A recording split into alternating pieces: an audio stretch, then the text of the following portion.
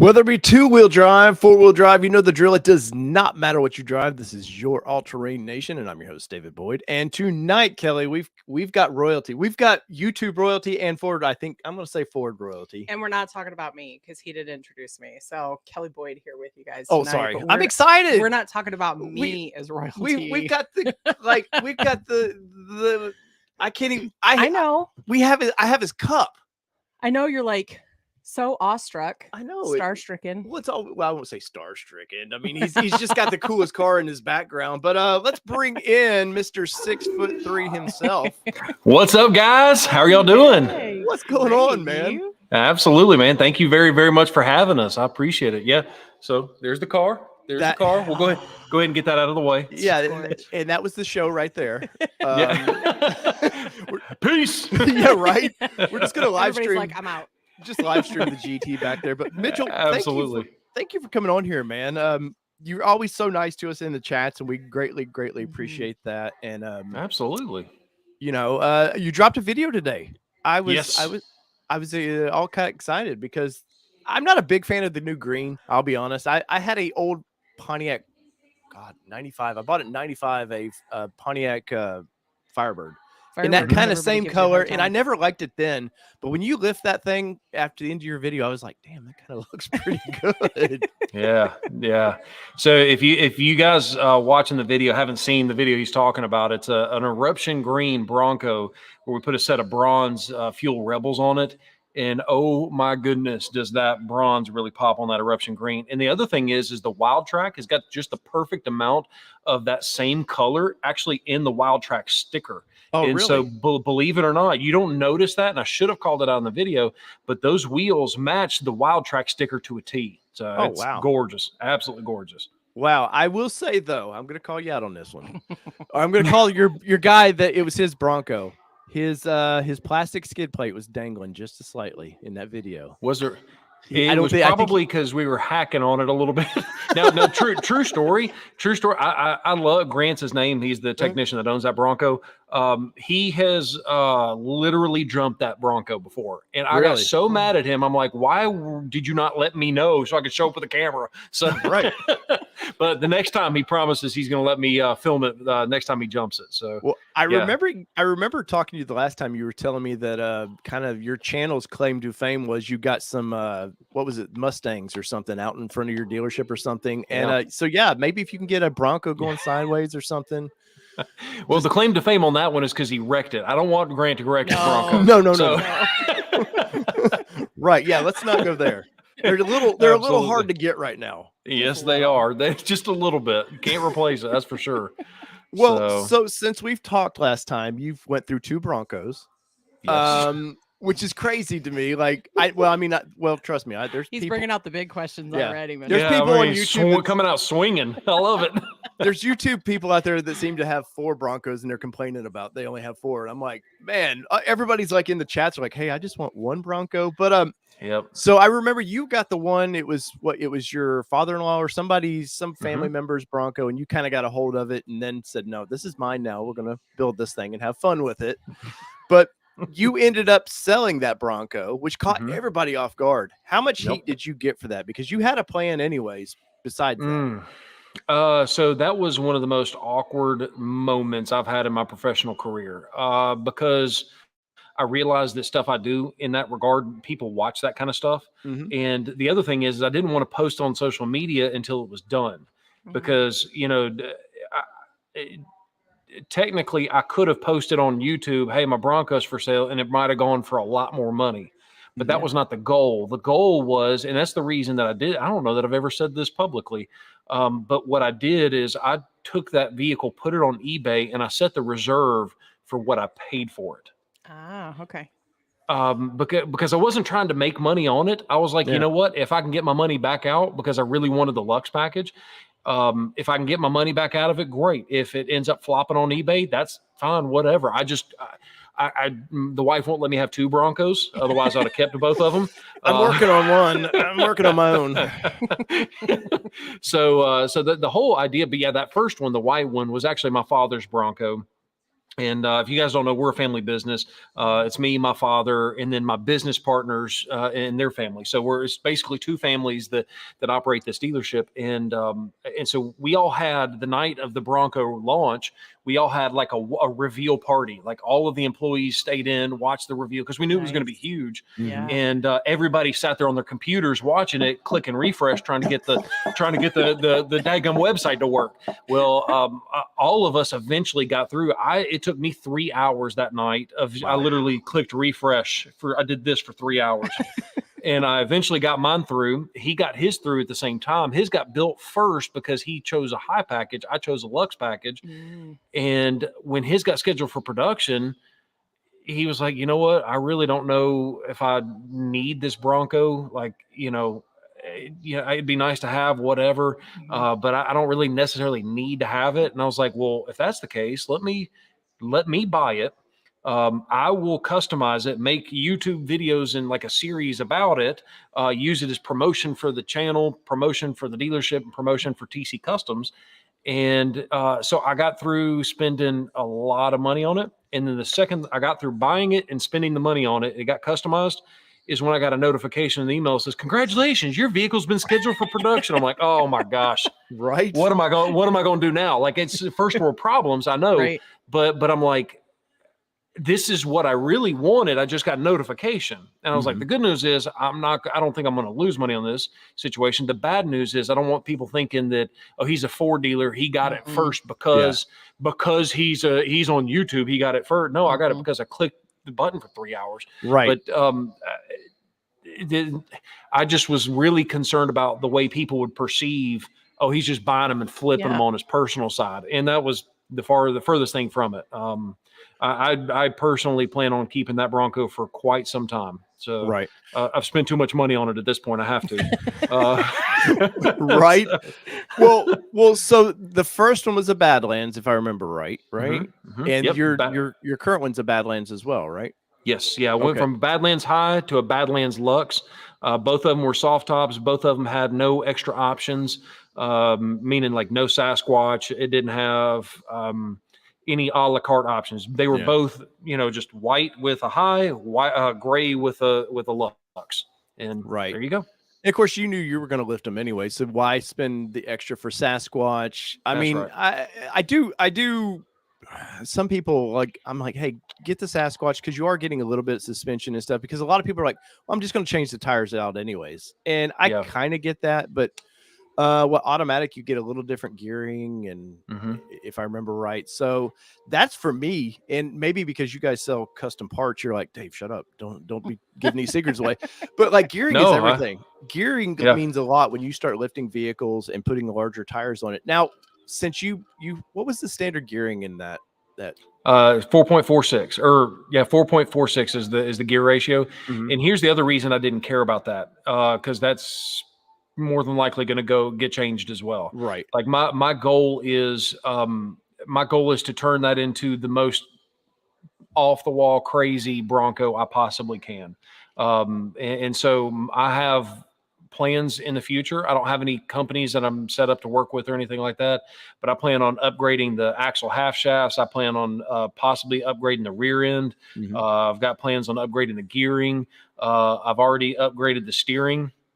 That's all I'm going to tell you, but I've got a YouTube video dropping soon. That actually got finished today. Is what I hear. Do what now? Stay tuned is what I hear.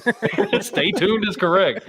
So I've got a pretty cool video. I'm going to make a video, that shows the process of getting ready for the Super Celebration, and then the traveling up to, and then also part of that steering is going to be a big part of it as well. So. Nice. Well, I'll get to check that out then, because we'll be up there for that. But so you've got kind of a good base now. I mean, you had one Bronco where you're like, okay, we could learn mistakes, and that's kind of what that was a little bit. Like, here's parts that I like. This is what I didn't like, probably from that. And now for my personal win, game on, right?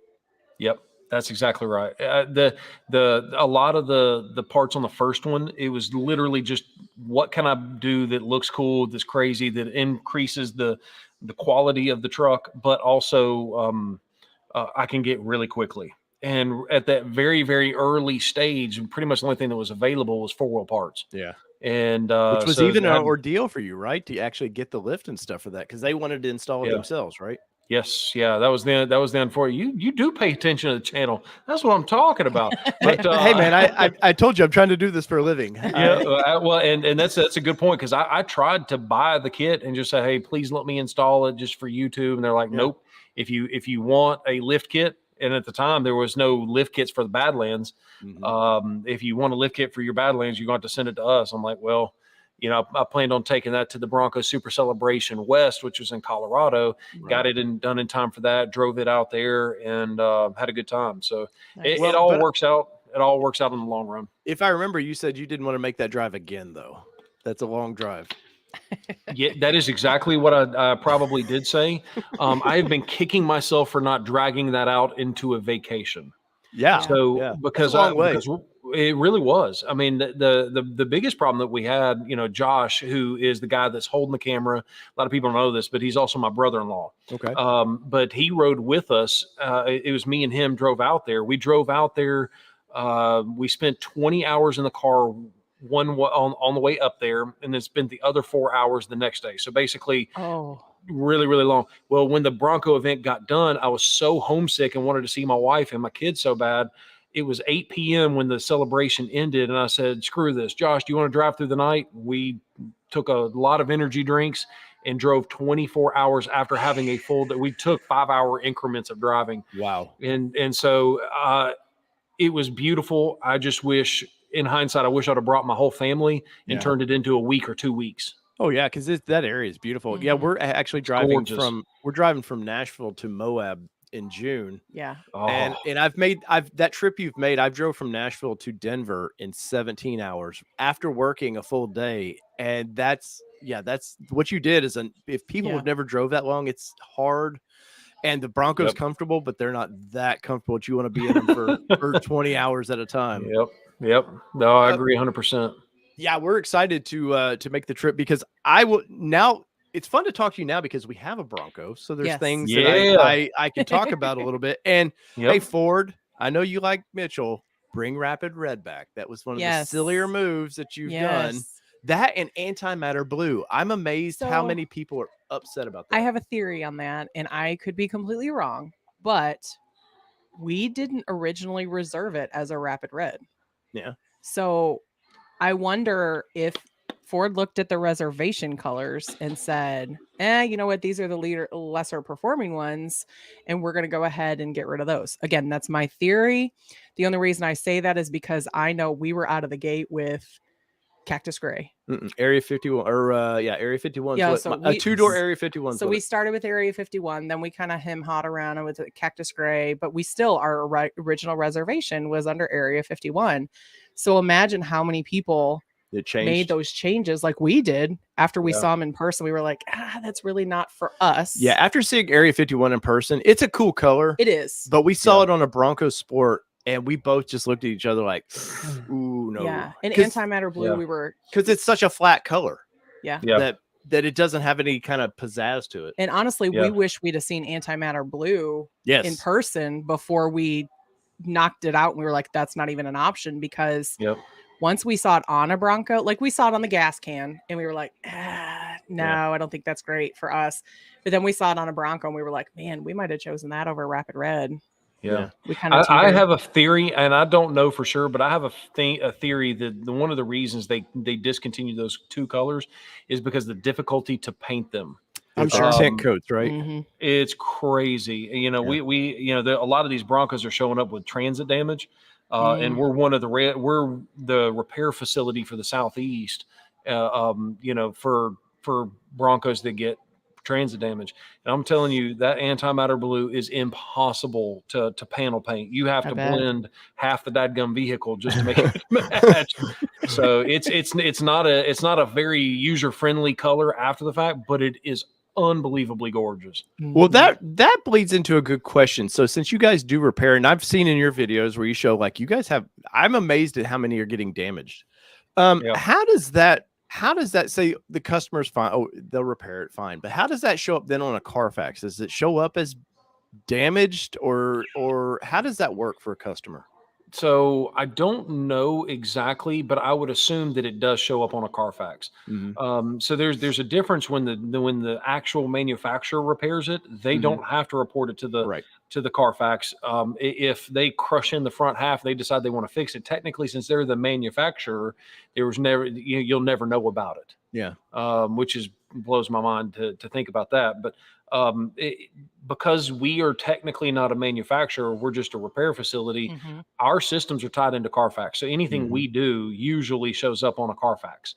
I say usually just because I have to legally leave myself some room just in case. Sure. It's going to show up what we did to the vehicle. And, when it's one of our vehicles, we disclose everything. Even if it's something minor and the law doesn't require, because there's actually laws around this kind of stuff, which you do and do not have to disclose. But we're like, screw this, we're going to disclose everything because I don't want the headache later. Right. So it is the right thing to do. There, there's also that. So yeah. Well, so what do you say? Why do you think these things are been coming in damaged? Is it just them not knowing how to the shipping companies not knowing how to handle this kind of vehicle from Ford, or what? Possibly, but I really don't know. I know that they all seem to have the exact same damage. It seems to be the very front nose of the hood and the grills kind of pushed in a little bit, and then there is there's damage on they're almost like something from behind is pushing on that spare tire and causes a crease in the tailgate from where the spare tire pushed into the tailgate. I have no idea how it's happening, but it seems to be the same exact damage. Out of all the damage that does happen, it seems to be the same. It's not like a crazy high percentage. Right. In fact, recently it looks like Ford is resolved a lot of that, but man, there was a rash of them there for a minute. Sounds like they're trying to squeeze too many on the haulers is what it sounds like to me. Well, and this, I didn't hear you say anything. I just said it. Well, and this is a style vehicle that they haven't had to deal with in 25 years, really. The fiberglass roofs and all that, they've just not had to deal with that. And of course, you take in consideration COVID, labor seems to be an issue now. Quality of labor seems to be a big issue. And, that's just a multiplier for really upset customers, though, right? Oh, and then I ask right mid drink there. Yeah, you're exactly right. I think a lot of that is just supply chain issues. And when I say supply chain, I mean, I guess we're talking about employment issues, just not being able to find enough good people to help transport the vehicles. Right. Well, what do you got there, Kelly? Just a question from Mark.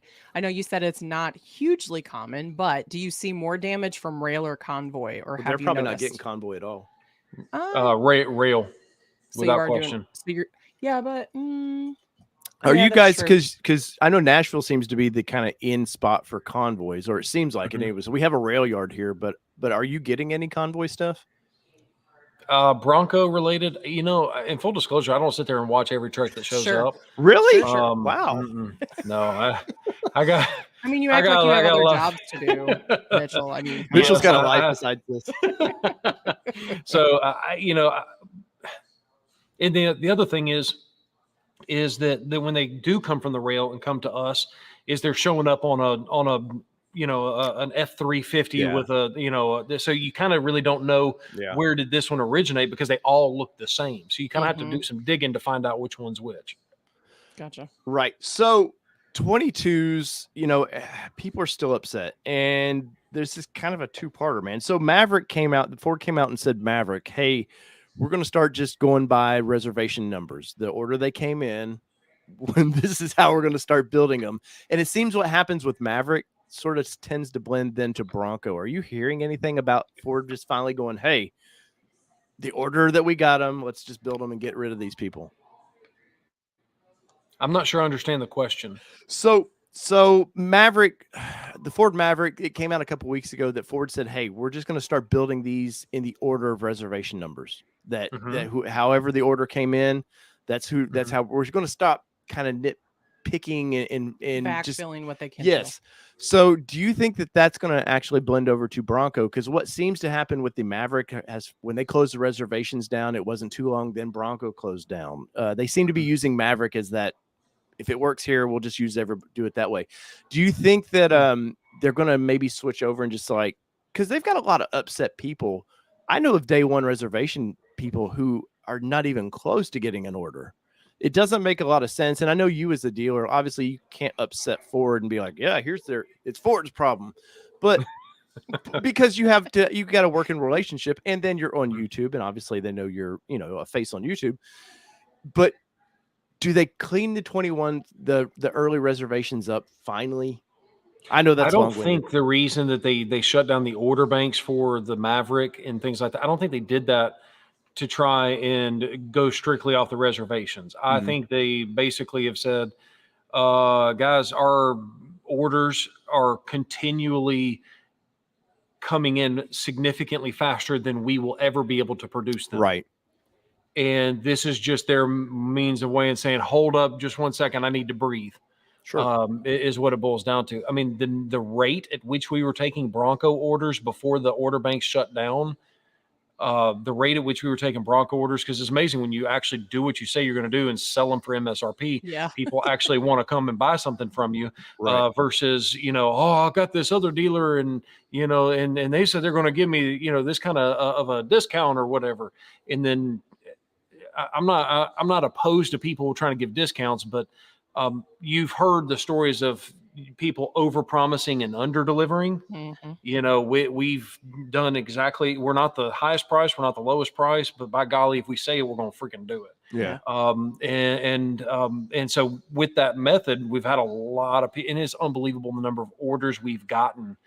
There's no way that if half the dealerships in the United States were getting orders as fast as we were, there's no way Ford would be able to keep up. Yeah. Based on their most recent production numbers. Do you feel, is that a benefit of YouTube for you? It's huge. Did you go into YouTube though going, oh, it might locally help out a little bit? No. And I might have mentioned this in the last time we went live together, but I started YouTube because I had a really bad stuttering problem. And I realized I was not very good at selling cars or talking to people. And it was a great way for me to be able to watch myself back and say, you've got a really weird tick here, or why are you standing awkward, or why are you doing this? Why are you doing that? And so that was one of the reasons that we started the YouTube channel. Then the other one is Ford just was like, hey, you got to start a YouTube channel because the YouTube is the next biggest thing. Let me remind you, this is in 2008. Right. In 2009, I think it was somewhere in that range. And we started the YouTube channel because Ford made us. And then we just never quit. We were just too stupid to quit.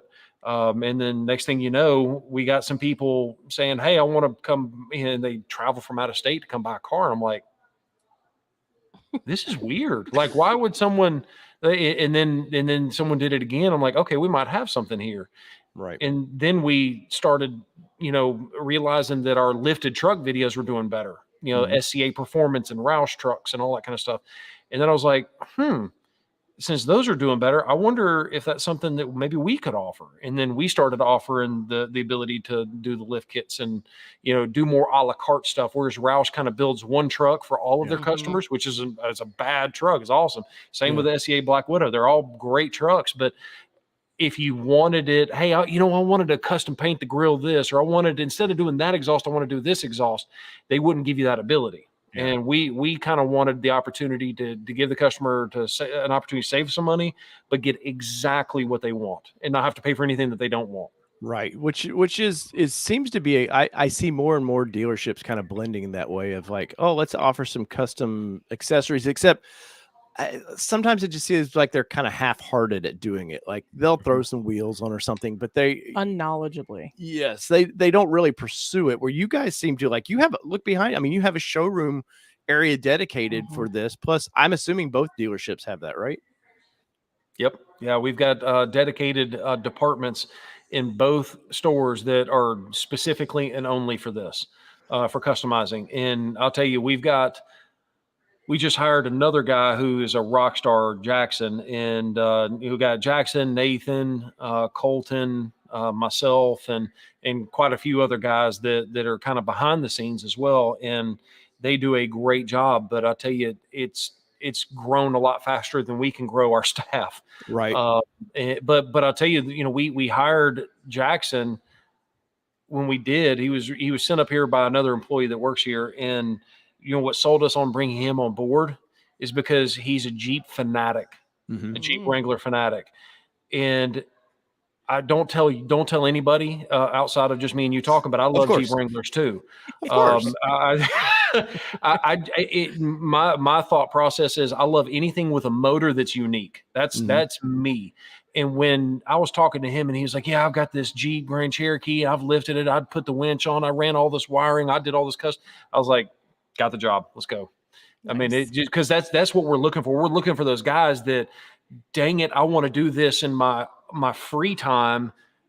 And, that's my passion. And then now I'm going to give you the opportunity to help our customers, because you've already got that leg up. If that's logical, you're not having to teach someone what the fitment is on an F-150. You kind of already know where to look. Well, and as far as like getting into off-roading and stuff, that's hard to teach. You can't bring you deal with new salesmen all the time. Like that's probably a high turnover rate as is, but then to find the diamond in the rough of like the guy that likes to off-road and knows that vehicle that can sell the part, because I've never sold cars, but I used to sell vintage guitars. It's not the easiest thing in the world, but you can talk people. Eventually you learn how to talk people into certain things, but off-roading is completely different. If you do not sound legit, they sense that real quick. Credibility. Man, I can't. Not everybody wants that truck for off-roading. Some people want those big old flashy wheels and the really wide wheels and tires. We can do that too. The idea there though is whatever it is, just have a passion for cool cars, cool trucks, cool SUVs, and I don't discriminate. I like anything. The only kind of vehicle I don't like is the one that's stock.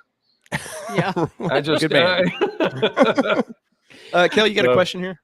Well, it's just from Zachary Rogers. Thank you for the super chat. And he just wanted to say, hey, Mitchell, as a fellow stutterer, I applaud you for working on it like that. Hope I can order a Ranger Raptor from you.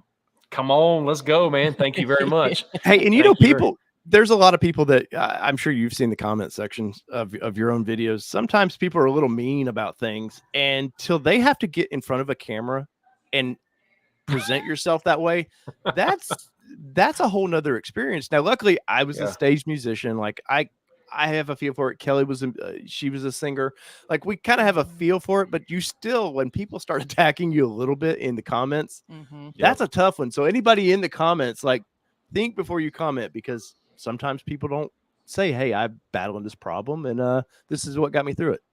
Yeah, no, that's absolutely typically speaking, the comment section is the cesspool of the internet. Yes. That's the way I like to look at it. But I'll tell you, the people that watch our videos by and large are some really good people. I mean, I'm shocked. I would argue that the comments on our videos are better than the comments on 90% of the other automotive YouTube channels. I don't know why that is. I don't know if they just think I'm sexy or if they just go with that. Just go with it, man.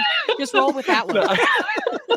No, I'm joking, obviously, but no, we really do. We've got some of the best automotive fans in the world. I'm just so appreciative of it, because I mean we've put out, now we've hidden most of them because a lot of them are trash, but we've put out over 2,500 videos. Wow. And it just, when you factor in 5 hours, which is about average for what it takes us to make one video, it's a lot of time spent in front of the camera.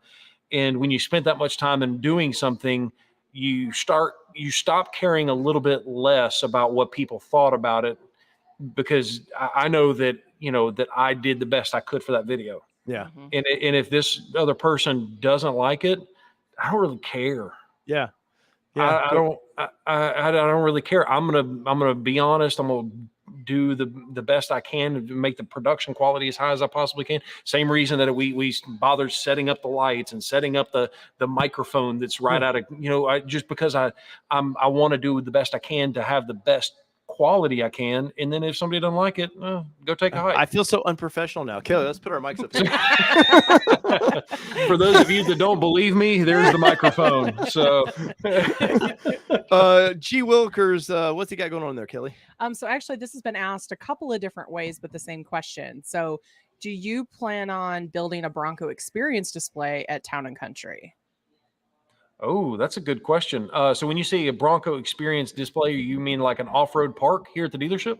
No, I think what we're talking about is the Bronco specific. Yeah, the half of the dealership Ford wants everybody to do. Being specific to Bronco. Oh, yes. Yeah. So Ford had a program out there where if you spent a certain amount of money renovating your dealership, that they would give you a few extra incremental allocations. And the amount of money that you'd have to spend just didn't make business sense for us. Yeah. So we're not going to be doing any renovations in that regard, especially because we literally just got through with renovating the building that I'm physically sitting in. So like the second we closed on the renovation here, we found out about that program. I'm like, well, I guess not. But we will and will continue to be investing for things on our showroom. Putting up Bronco display, having Bronco accessories on our showroom, that kind of stuff. But we're not going to be building a separate facility. One, because we're landlocked. We've already built out all the 20 acres or whatever, how many ever acres we have here. And two, we're not going to renovate something we just renovated. Yeah. Yeah. And of course, if people in the chat don't realize, at certain points of a dealership's lifespan, they require renovations. They require, like, bring it up to, here's our standard now. And yeah, if you just got to the standard and then they drop a new standard on you, you're like, well, thanks. Yeah, exactly. Yep. Now they what they typically will do will say, hey, this is our current. If you'd like to upgrade, we'll try and throw some kind of small incentive to incentivize the person that needs to renovate anyways to renovate. And do you know of any dealerships that are all in with that? Have you? Because you guys talk, obviously dealers do talk to each other. So there are dealers that are like, hey, I'm all in for that. Yeah. Most of the dealers that are doing that though, they need to renovate anyways. Okay. So they're like, yeah, I'm operating out of this 30-year-old building. We're going to renovate. Well, hey, while we're at it, it's not going to really cost us any extra because I'm already have the crew out here to renovate. I'm already, just basically you're changing your plans up a little bit. Yeah. That's what most of the people are doing. Most people are not taking a perfectly good building and completely tearing it apart. Right. Absolutely. So Kevin Hess, thank you for that super chat. And Kevin wants to know, I have an order with a small town dealership. Will Ford allow me to move my order to a larger dealership that would have greater allocations? That's a great question. That is up to Ford. Now, first off, I want to say I made a mention in one of our videos and somebody took it that I was bashing on the small town dealer. And I want to make sure that I'm very clear in this. I do not think there's anything wrong with going with a small town dealer because our family owned and operated business, we used to operate before this dealership. We used to operate out of a double wide trailer. That's a fact. Wow. And so I firmly believe in the small town dealer because those small town dealers can grow up to be bigger dealers. If that dealer's doing a good job of taking care of you, I'd probably recommend just stay with them. Because as long as they're not still a smaller dealer because they're not taking care of their customers. Right. If they're a small town dealer that's taking care of their customers, then you might want to consider staying with them. But whether you can or not, I don't know. I've heard mixed stories. I've heard some people say, yes, I can still, and was able to get it transferred. Most of the stories I'm hearing now is people saying, yeah, I tried, and I couldn't get them to transfer it. So yeah, and it's at the end of the day, it's up to Ford, not the dealers. Yeah, and that's actually something I've heard quite a bit of from that regard too, is that a lot of people are going, man, I've just had this terrible experience with my dealership. I want to switch.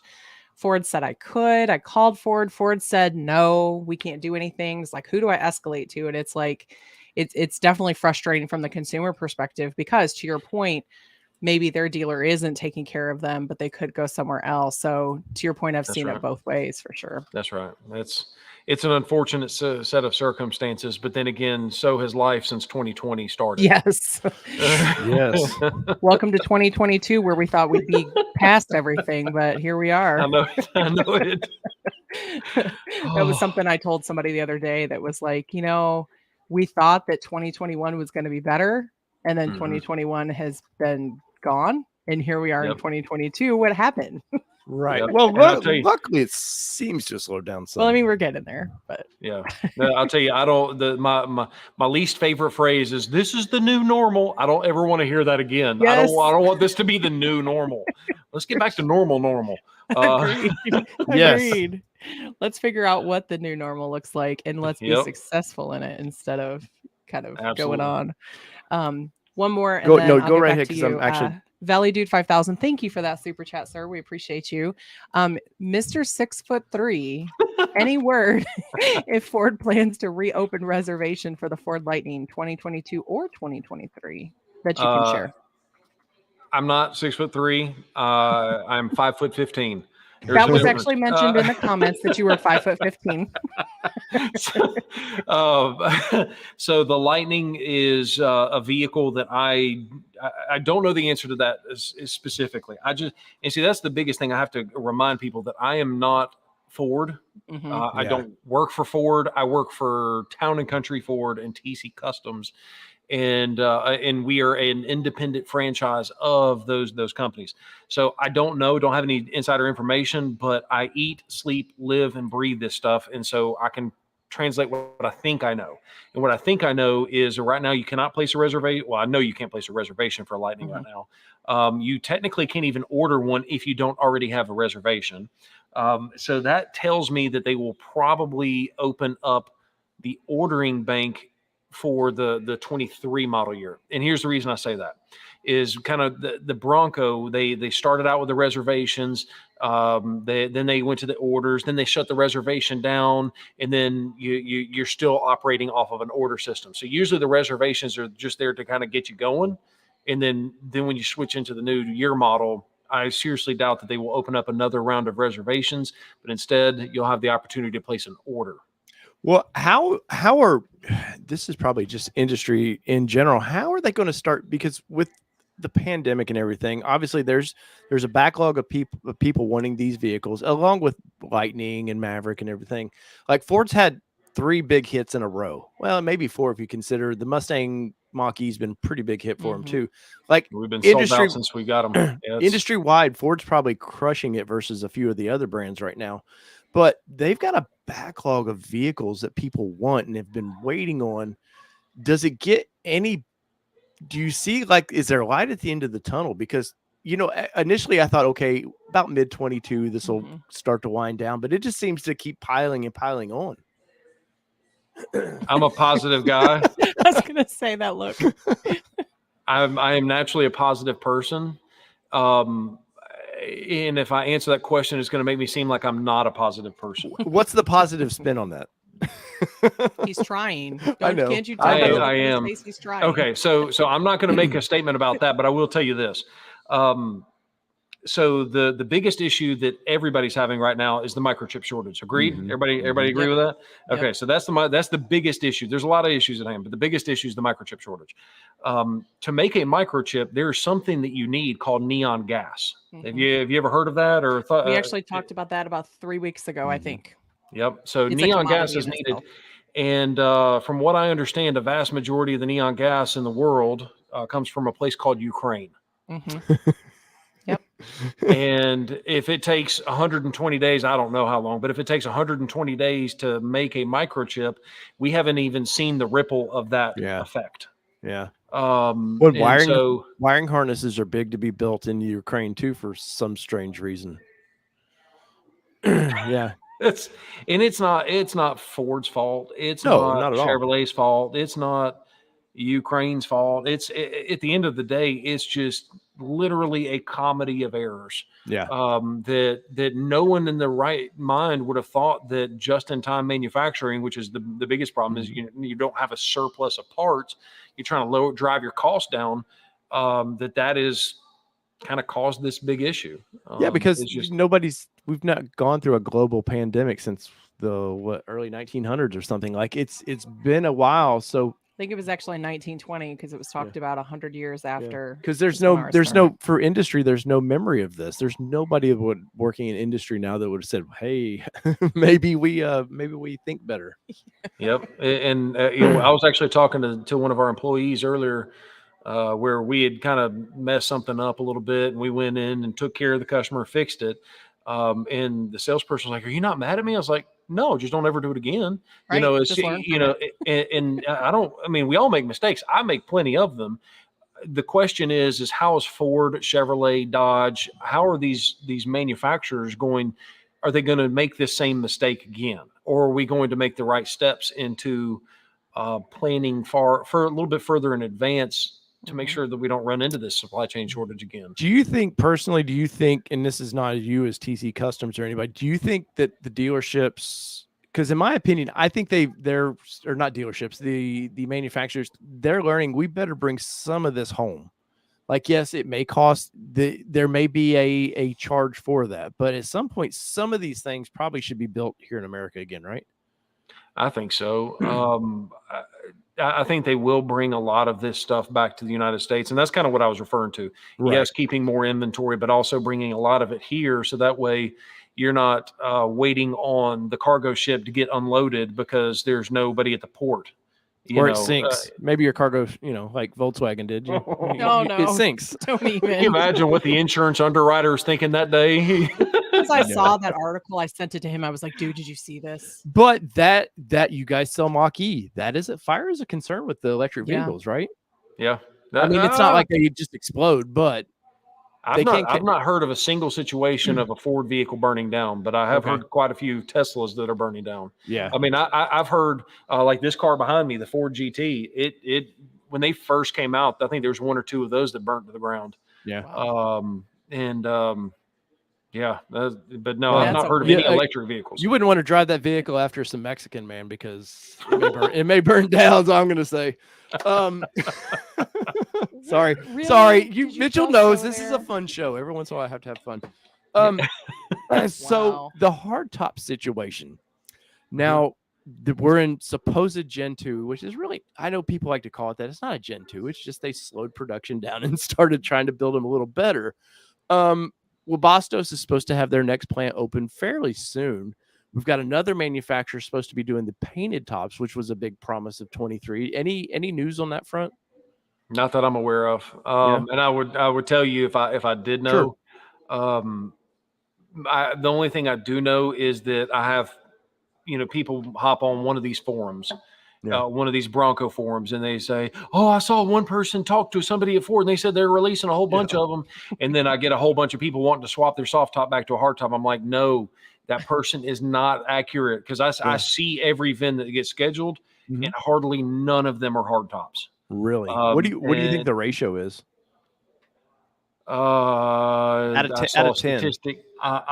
I saw a statistic on it, and it was. I'm probably going to be totally wrong, but I'd probably say they're building 35% hard tops. Right. Which makes it tough for two-door. Like, and because two-door is already 8-to-1 two-doors to 4-doors. So, and I know we've got some people that's been in my chats since the beginning, and they're like, "Hey, why am I?" Which leads us to why are some? I've seen it time and time again. People ordered in January, just heard about the Bronco. And suddenly by March, they got a Bronco. And then day one, people, once again, two-door guy especially seems to get burnt with this. They order a Big Ben two-door, which it boggles my mind. What's the difference? And really, it's metal and metal. There's no difference in these vehicles. But, and, of course, Ford can't make a soft top in it. People don't understand it. They can't do a soft top right now because they don't sell enough of that vehicle. There's certain crash standards they have to meet, have so many hard tops out to be able to offer the soft top. And people go, well, Jeep does it. Jeep's got a long history of offering these vehicles, so they're kind of past that problem where Ford is new to this. But where's a two-door guy stand in this? Swap to a 4-door. Yeah. I mean, that's the unfortunate reality. If they want it in a reasonable time frame, is swap to a 4-door with the soft top. And then when the order bank opens up, I'd place another order for a vehicle with what you want as a 2-door. I mean, with that, so some of these people have been with they've been with the dealership for the same dealership. I'm sticking with this dealership, and I've told some of my audience, take that exact order you had, go to a bigger dealership and see which one gets built first. Would you recommend anything like that? And I know obviously don't go away from Town and Country Ford though. I mean, if you're in Alabama, you stay right there. Stay with Mitchell. But would you recommend somebody maybe doing another order? That's not the biggest thing that I'm finding. What the biggest thing that I'm finding is not where you order it, it's what you order. Okay. It's 100% what you order. I say 100%. It's not 100% because you've got allocation formulas and some people are out of allocation. Some people aren't. When I say people, I'm talking about dealers. But at the end of the day, assuming that there was allocation to build Broncos, if you say, yeah, I ordered a Badlands Lux package hardtop with a tow package and 2.7 and all of these commodity constrained, it doesn't matter if you're a second one reservation. Yeah. It makes it, what people don't realize is that it's not a person up in Dearborn that's hand selecting these orders. I'll take this. It's an algorithm. And this one. And yeah, this one. It's a computer system that goes through and scans all these Bronco orders. Okay, let's filter out what we cannot build because of what we know is going on. And every supplier. So if you add a Badlands, that means you got to have a supplier for the Bilstein shocks. You have to have a supplier for the stabilizer bar disconnect. You have to have a supplier for every single thing that's on that vehicle. The more suppliers you have, the more chances of this supplier was out last week because of COVID, or this supplier, their shipment is stuck overseas. Or you know what I'm saying? Like there's so that's the reason that every person that calls me is like, man, I'm frustrated. I have a really early reservation. I don't know. I said, what you need to do is go back through your order and consider every option, every trim level. You need to first select a 4-door soft top, and then you need to go through it and say, okay, all right, what's the least trim level I would be willing to accept? And then, okay, now that I've got that out of the way, once again, soft top, 4-door only, what's the least package that I can take? If I can get away with a mid package, go with a mid package. If oh no, I need that 12-inch screen, that's fine. Go to a high package. Yeah. Oh no, I got to have a Lux package. Every single thing that you add adds complexity. And the other thing is people say, I don't understand why Ford can't build my Lux package. Well, Lux package comes with a couple different things. It comes with a heated steering wheel. It comes with a wireless phone charger. It comes with adaptive cruise control, among a few other things. But here's one thing that they all have in common: microchips. Yep. Yep. And so that automatically puts you in a separate bucket of at the end, because Ford's plant's going to continue to run.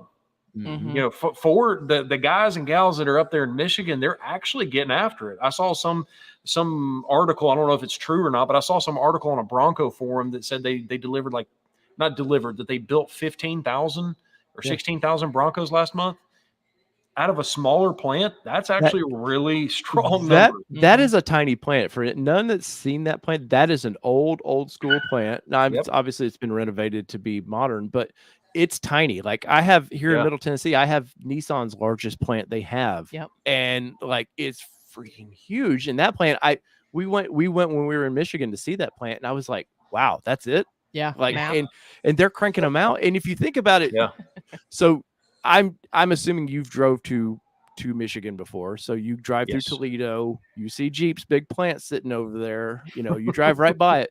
But guess what? They've had 60 years to keep adding on to that plant and adding on to it. Oh, we lost Mitchell. Uh-oh. Man down. We'll see if Mitchell comes back on there. My goal is to get to you, Ryan. Thank you for the super chat first and foremost. But I will get to your question. I bet Mitchell's battery went dead on his laptop. What do you want to bet? Oh, I bet that would make sense as to why it's black. And I bet he's scrambling right now going, uh-oh. I bet he is.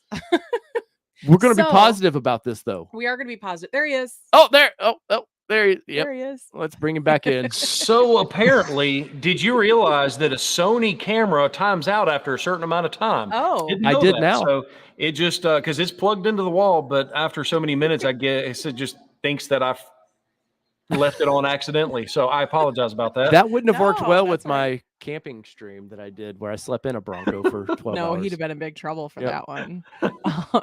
Well, welcome back. We were being positive that you would be back soon. Yes. We bet it was the power. We bet it was laptop timeout. I mean, we're in Alabama, but we at least have power. Come on now. I mean, I know we've driven through. You have what is that place called that we went to in Birmingham? Oh, the tea place. The tea place, Milo's. We went to Milo's. Oh yeah. We didn't even know that place gets me in Milo's. trouble. Well, see, we didn't even know that because we get Milo's tea up here, but we didn't know that Milo's was actually a place. Yeah. But we're also both from the Midwest, so that kind of does some things. Fantastic. In fact, their tea is manufactured about 4 miles that way. Hey, can you get me a glass, Mitchell? I can bring you a gallon. You want me to bring it with me next week at Bronco celebration? Yeah. So Kelly's got a question here. Yeah. So Ryan Hemming says, Mitchell, I got an Everglades order through Town and Country. Ford has said that it's a summer start date. Any word on this still happening in the summer, early or late? I don't know. I've not heard anything either way, but I will tell you that that Ford has. I'm trying to think of the right way of wording this so it doesn't come out wrong. Remember, he's positive, people. He's positive. Your chances of getting an Everglades is actually a lot higher than you probably think it is. Nice. I think Ford was expecting this many people to convert to an Everglades, and I think this many people converted to an Everglades. That's because I call it the billboard. Because of that big Everglades badging on the side of it. I call that thing the billboard. It's a sticker. You can peel it off if you want to. But I'll tell you, I love those squared off fenders. I mean, that's, man. Ooh. Of course, I've seen pictures of a throwback Bronco that's coming too. So just remember, people, there's more coming. Ford is going all Jeep on this. They're going to have 16 different options. But how are you with the Everglades? Because I will say, I've installed a lot of snorkels. I'm not a fan of the system they're using. I think it's cool how they've integrated it. Why do you say that? Because with cold air intakes, usually you want straight as fast as it can get to the intake, and they've got that goofy bend in it, which had to be. There's no way around that because of the mirrors. But you're just adding two more. It seems like 2 to 3 more bends, and it's slowing air down to where it's a turboed engine. It wants a lot of air to operate, and I just think it doesn't look as well thought out as it could have been. You've got the gap in between the mirrors. I feel like if they would have somehow integrated that all as one solid piece, just made it look more together. Yeah. Where are you at with that, and how are sales for that for you guys? So I kind of already answered the second question first. Yep. We didn't have as many convert as I even thought as well. But me personally, I think it's one of the I'd say the second most underrated trim levels. I would say that the most underrated trim level, didn't say the best, but the most underrated would be the Black Diamond. I think that is a great value, especially if you can pick up a Black Diamond with a Sasquatch package. So you still get your lockers front and rear, you still get the marine grade vinyl. I think that's skids and everything. Still, right? Man, if you're off-roading, and that's the way the lens that I'm looking at it through is one that's going to be off-roaded, one that you're not going to just pavement princess. But I think it's the best value for off-road for the money. And I think the Everglades is the second best value, or not the second best value, but the second most underrated. I don't think people are giving it the love that they probably should. I'm in wholeheartedly on the Everglades simply because of the squared off fenders. Yes. No, because I spent way too much money on these advanced fiberglass fenders to get that same look. I do like my look a lot more than I do the Everglades look, but I love that squared off look. I'm curious, and obviously you don't know, it's a design feature, but I know they want rounded because they knew people were going to shove as big as tires possible in that. So that's the easiest way to do it. But the square fenders, man, I think they missed it. I just really feel like they missed the mark on that. You think so? Are you talking about on the just normal Broncos? Yeah, having the rounded fenders. It just and between that and the vehicle I hate, Raptor. I'm not a fan of the Raptor at all. A lot of reasons, but I think he's not going to be quiet about it either. I won't. Don't sugarcoat it. Tell me how you really feel. No, he doesn't sugarcoat. No, that's tomorrow. That's tomorrow's show. But no, I feel like they missed a mark on two things: the digital dash that Raptor got. I feel like they missed the mark on that because you took a throwback looking vehicle with a modern interpretation of it, and then you gave it the worst gauge cluster you could find. I don't ever look at the manual tack. I never look at that. I think I've used it. No, I haven't even used it now that I think about it. But between that and the rounded fenders, and I think it for me, I mean, I love my Bronco. Don't get me wrong, but I feel like those are two little things they could have. What's mine right now? But those are the two little things I feel like they could have done better. And then I'm seeing, is it Maverick guys are already figured out a way to put the new tack, the digital tack in their Mavericks. It's crazy. Wow, I've not seen that. Yeah. That's I don't know. Crazy. I don't know why or how, but Did you have more questions? Oh, I do, but I'm sure. Oh no, Andrea? We've been filling them in. Oh yeah. Sorry, and Mitchell, thank you so much for your time. By the way, yes. Oh, absolutely. Hey, this time I learned to sit down instead of trying to stand up for the whole thing. For those that don't know, the last time I think it was October we did this. Mitchell stood up the whole time, and I think I kept you 2 hours that day. Like I felt so bad for you on that. No, I'm the one that stood up. I mean, but I didn't realize you were even standing up. Yeah, you were just. I learned. I'm sitting down this time. So, Andrea, thank you for that super chat. Looking forward to finally meeting you all and experiencing my first Supercell next week. So, what are your plans, Mitchell? What are your plans for Supercell? Just chill out, or? Yeah, D all the above. Yeah. So I'm actually we're headed up to Gatlin. I'm taking the whole family with us. We're gonna go to Dollywood, visit the theme park and do what everybody does when you go to that side of the pancake world. place in Gatlinburg. Pancake pantry. Yes. I know. Every time I walk out of there, my stomach ate too much. Why did I do that to myself? Yeah, I know it, right? But no, we're going to turn it into a family vacation for the first half of that week, and then the second half of that week, I'll be up there parking my Bronco. I'm not really working the show. Like we're not going to be selling anything. We're not going to be trying to promote anything. I'm just going to be up there because I really just love Broncos and shaking hands. And, I know this is the single best opportunity for me to meet all of the people that follow our channel. So I'm going to be shaking as many hands as I can. Celebrity. People were going to want to shake hands, man. No, I'm definitely not a celebrity, but there'll be selfies and they'll be like this. They'll be like, for those that aren't 5'15". Yes. Yeah. I'll squat down. I'll do the cheerleader pose, Yeah, or the parrot pose where you just try to get down by your kids. Yeah. Right, yeah. It's like we knew Brooks and Dunn a little bit, and it's funny, like seeing Kix Brooks is my height, 5'8", and then Dunn is like 6'5" or something, and you see him in their videos, and they're like same height, and I'm just like, yeah, you're like, we know that you have a stool. There's a tall stool there. So we'll get a stool. Come to our booth. I'll have a stool in case you want a picture. Oh my gosh, don't put that on my list to make sure we pack. Well, we actually have it's on me. We have a booth there, and there's a bumper I want you to see because this company has it figured out. They have zero issues with the cruise control off-road bumper. They have it. There's Ford dealerships selling it now in upper Iowa, where it's cold and nobody wants to be. Up in Iowa. Yeah. I definitely want you to check their bumpers out, though. Yeah, absolutely. What company is it? It's called Lifestyle Off-Road. I'm familiar with them. Yeah, I've not installed any of their stuff, but I've pushed them to you a few times. But I just want you to see what they're doing because I think you would like it. So I did want to get Mobile Moto's comment in here because usually he gets stopped by YouTube for his comments, so we always have to let him in. So I wanted to give him this wow for him today. What has been the oddest request on the Bronco so far? So what's been the oddest thing that someone has asked you either to put on their Bronco? Yeah, I guess to put on their Bronco.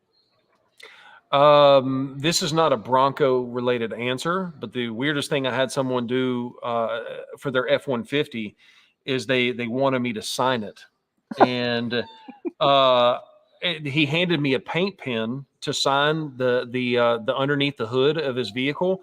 And when I went to go sign it, the paint pen exploded on his shroud. Oh no! I had a songwriter do that to me.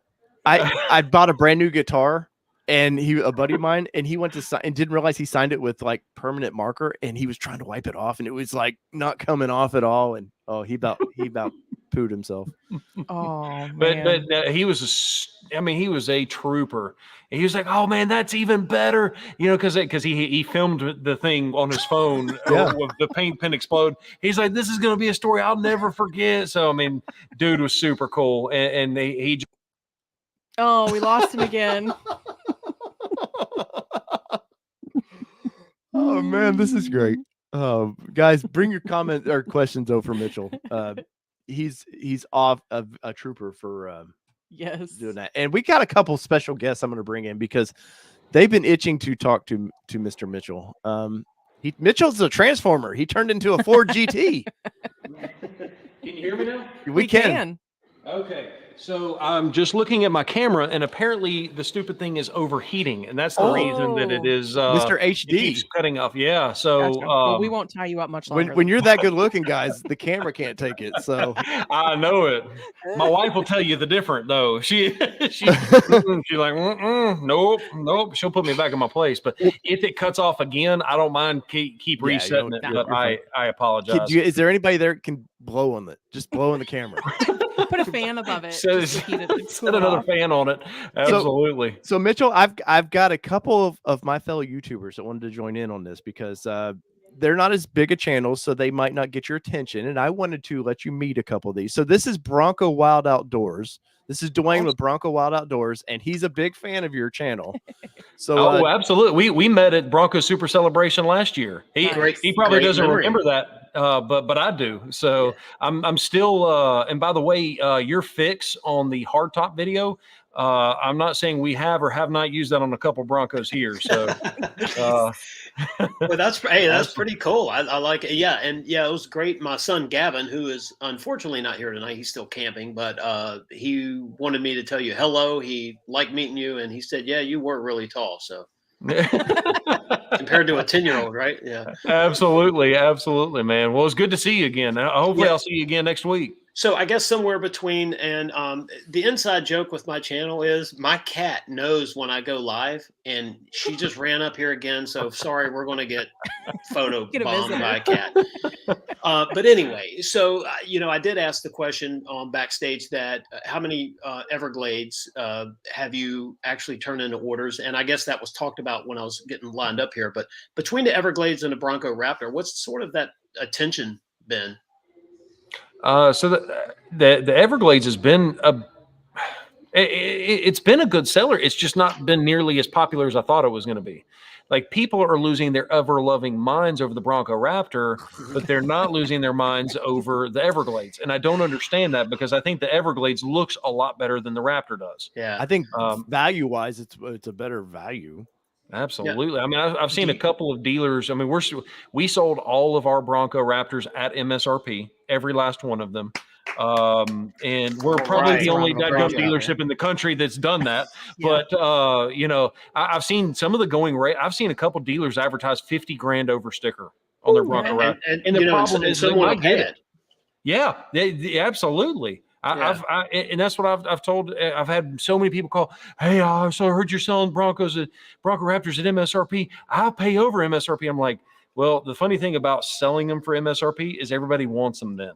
Yep. Yeah. So what do you think about the Everglades with the engine selection? I mean, the 2.3 over to 2.7? Do you have any knowledge of that, of why? Or I don't know why, but I have my hunches.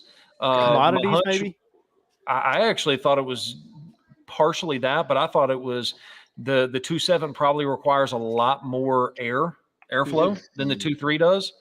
I know that the 2.7, if you turn the boost meter on, Oh no! Oh no! We're out again. Hey, Poor Mitchell. While we're waiting on Mitchell to hook back up, we talked about that last night as I was questioning the CFM requirements. Right. And it's not just the CFMs, but it's also the decibels that you're achieving, because they've got to keep that in check as well. Sure.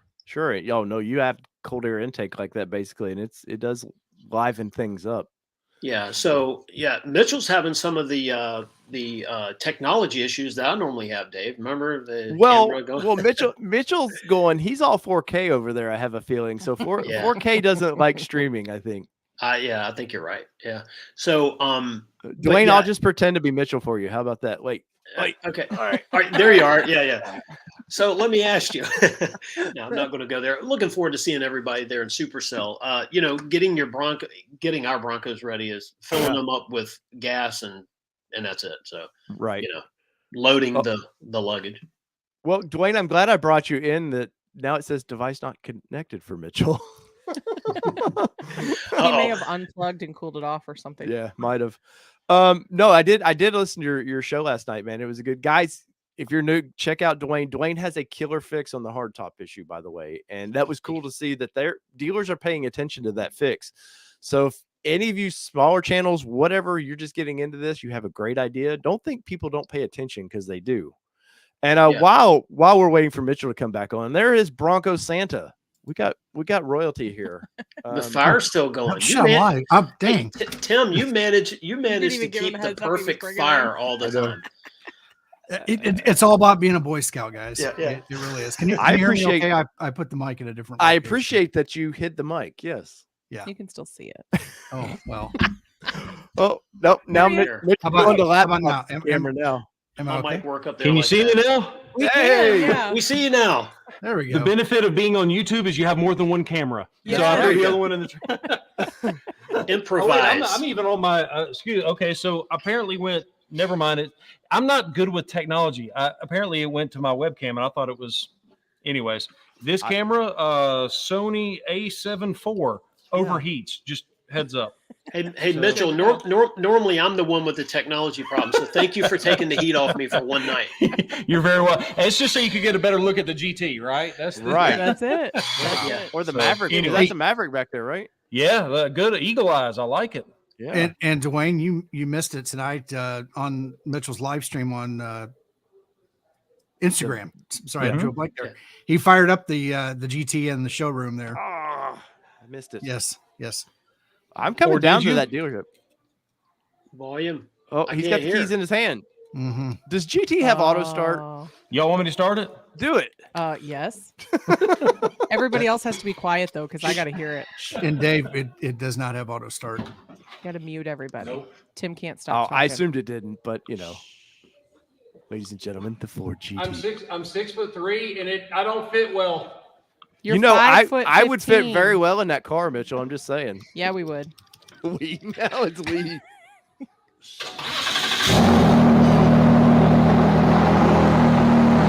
Oh, he's leaving. He's like, this is how you exit a live stream. Just let it purr.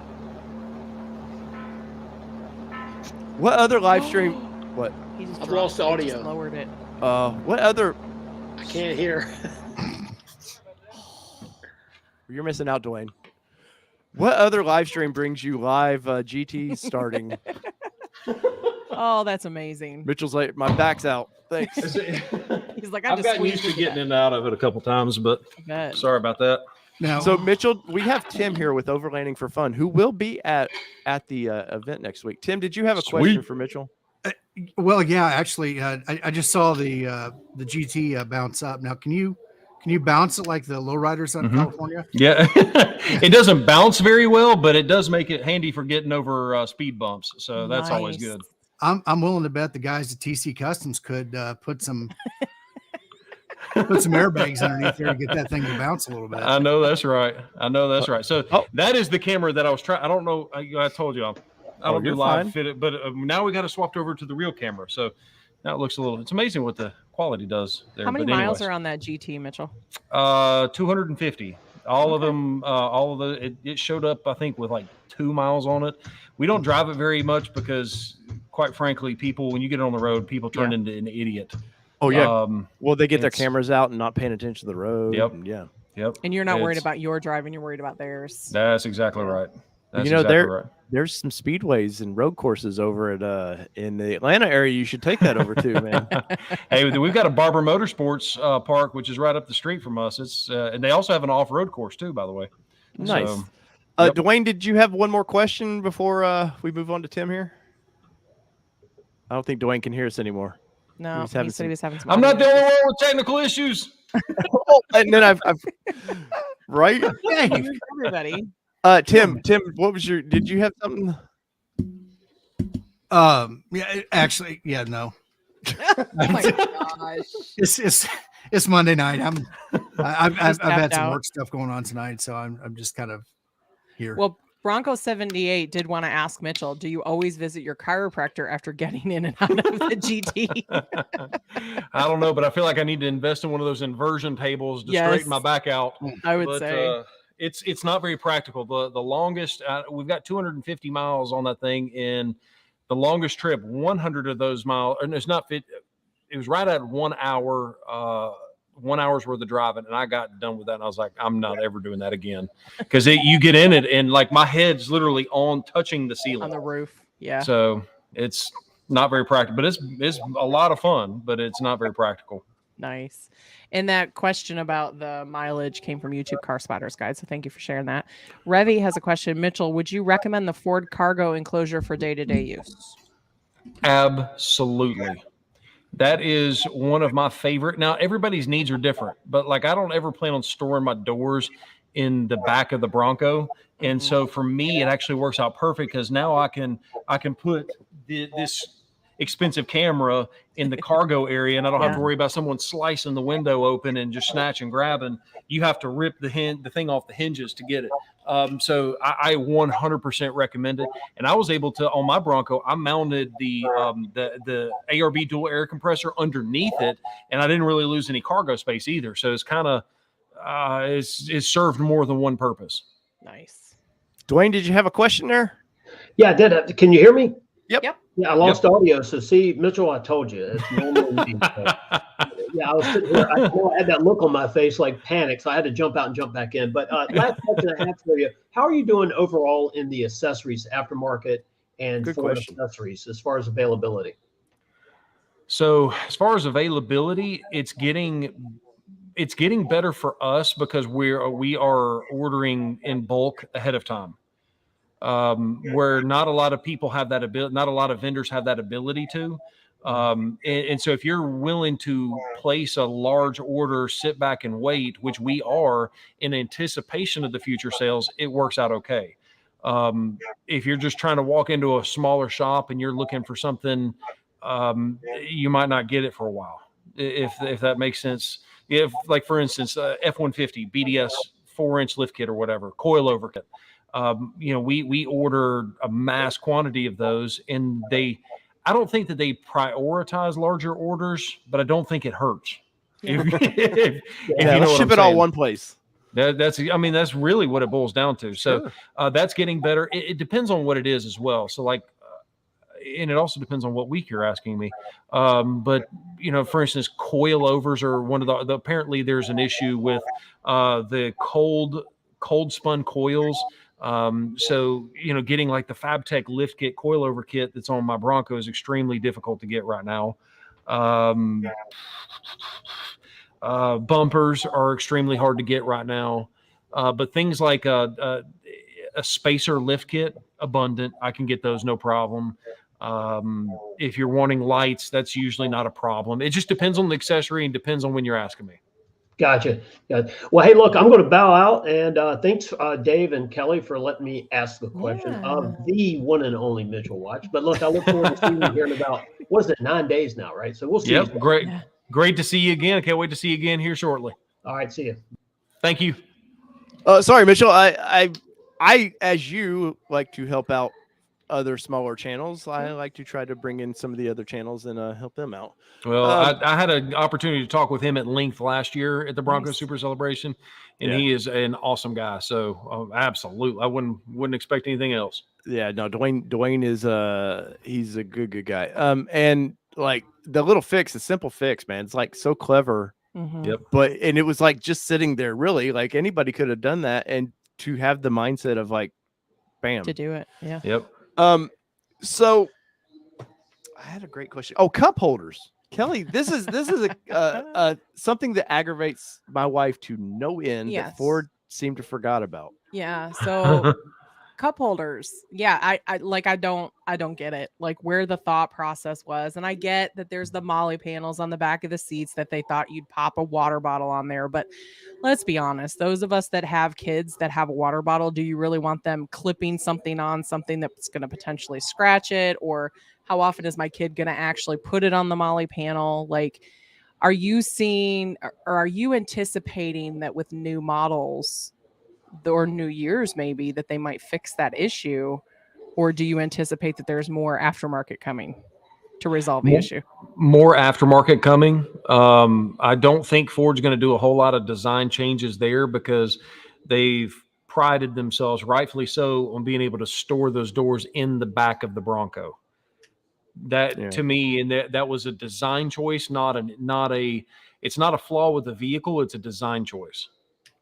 I don't know. I'm not in, with them when they were designing it, but that's my opinion of the situation. Is they're like, yeah, you know what, we getting a couple extra cup holders, that's not nearly as sexy advertising as it is saying, hey, we can put all the Bronco doors in the back with you. Yeah, but Jeep has they have a cup holder right in the middle of the two rows on the floor. It's not, and they have air vents too, which now if that fixed, now that's different. I agree with you. I agree with you there. That needs to come. I don't know that they will do that just simply because of the amount of money that they spent on developing the Bronco. They're probably going to want to get some of that money back and actually get more deliveries done before they start throwing more money at R&D. For sure. And Stang Murder had a good question. Is Ford going to consider Gorilla Glass or something similar for Broncos, or do you anticipate? Because I know I've seen people talk about the aftermarket options, whether it be film or Gorilla Glass like treatment to your windshields. I know we have a ding in our windshield, yet knock on wood, we don't have any in our Jeep, and we've driven the same amount of distance and similar trips. So do you anticipate that, or do you offer a product to piggyback on that? Does TC Customs offer a resolution for that? So TC Custom doesn't, but this GT behind me has got something that I've been seriously thinking about doing on my Bronco. That whole car is wrapped in a paint protection film. And that's one of the reasons it looks satin. But the other thing that I had them do, because the windshields on those GTs, believe it or not, are not very cheap.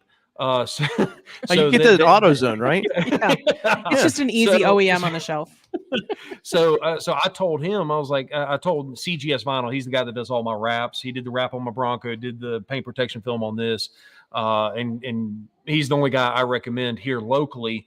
But they make a windshield product for windshields. It is essential. I'm butchering the explanation of it, but it is a paint protection film for windshields. That car, when you get in it and drive it, he was telling me before I installed it, he was like, you don't understand, it's going to mess up the visibility a little bit, and it's going to look a little weird. I get in the car and drive it, and it feels like a stock car. Like I don't know that it's there. And so I've been thinking about getting that done on my Bronco, just haven't pulled the trigger yet. So check with your local wrapper, if you will. Yeah, well, definitely, for sure. Well, you're near Atlanta. I mean, a lot of rappers there. Dad jokes. Omnipotent says, is Ford considering delivering reservations like they first said? I mean, that's a Ford question. I hate to. What was the question again? Are they considering delivering reservations like they first said? No. First, like they said. Oh, so sorry. I missed the Are they considering delivering reservations instead of dealer orders? Because they changed that recently, right? They just said they were going to prioritize reservations a little bit. It kind of goes back to what we talked about already. Is Ford is they will prioritize the and this is not private information. Ford has communicated this clearly in some of the emails that they've sent out, but Ford has got three methods that they go by when choosing which vehicles they're going to schedule for production. The first thing is does the dealer have allocation? If so, they move on to the next thing, which is, do they have the commodities to build the vehicle? And that is, for those of you that don't know, commodity is nothing but a fancy word of saying, do they have every part necessary to complete a specific build from A to Z? And then if they do, then the tiebreaker is going to be the reservation timestamp. And so in this weird world of supply chain issues, let me translate it. It's all about what can they build. The tiebreaker is the reservation timestamp. Yeah. But if you throw every commodity under the sun, don't expect to get your Bronco this year.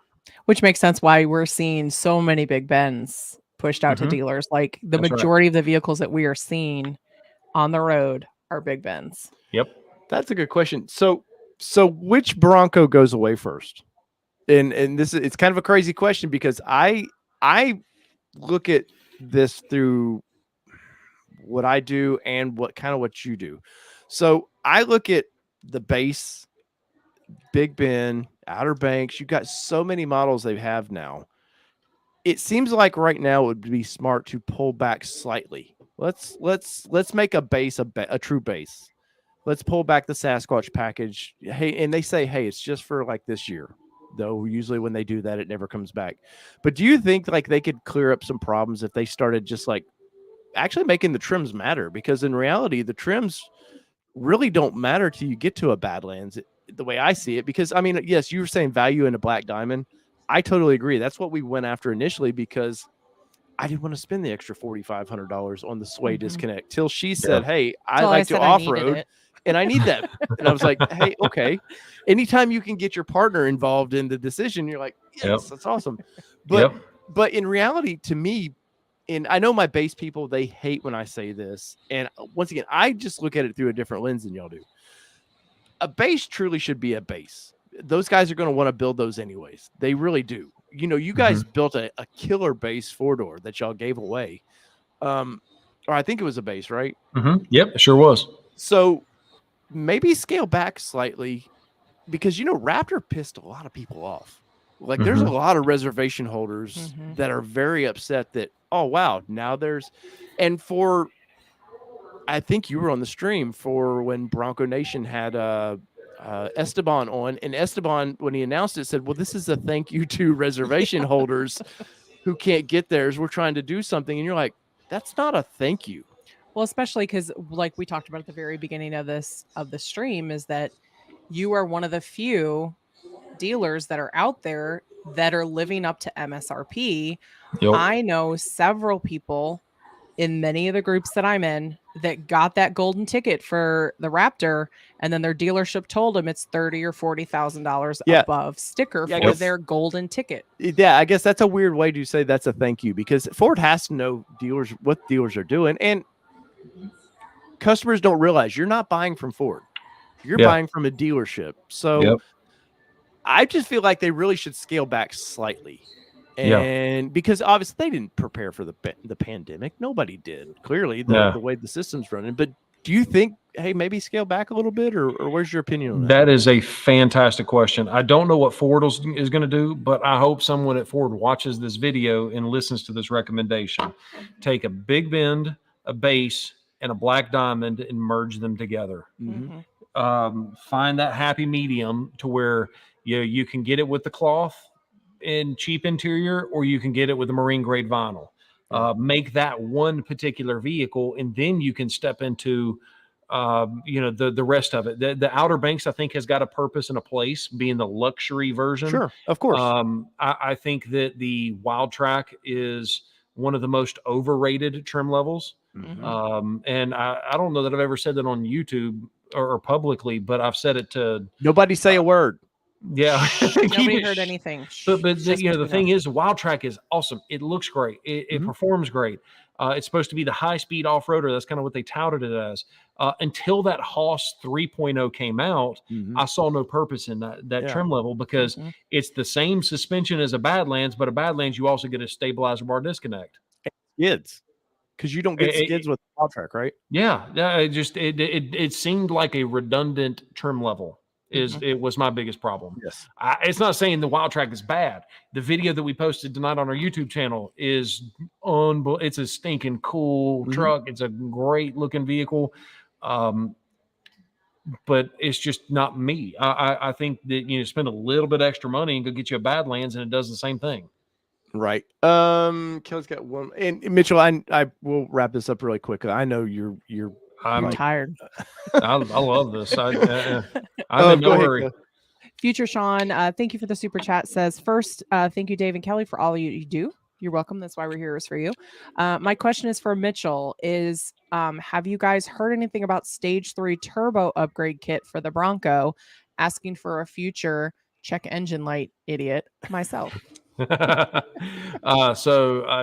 not anything Stage 3. I'm not exactly sure what you're talking about there, but I know Whipple Superchargers has already got their Stage 1 kit out, where it basically you get an upgraded intercooler, you get a computer flash, a computer tune, and you get a not a cold air intake, but an actual upgraded filter, high flow filter. And from what I've seen, and sorry, my contacts acting up. No. No, I'll be fine. Okay, so once it but from what I've putting Mitchell to sleep over there. No, as my contacts.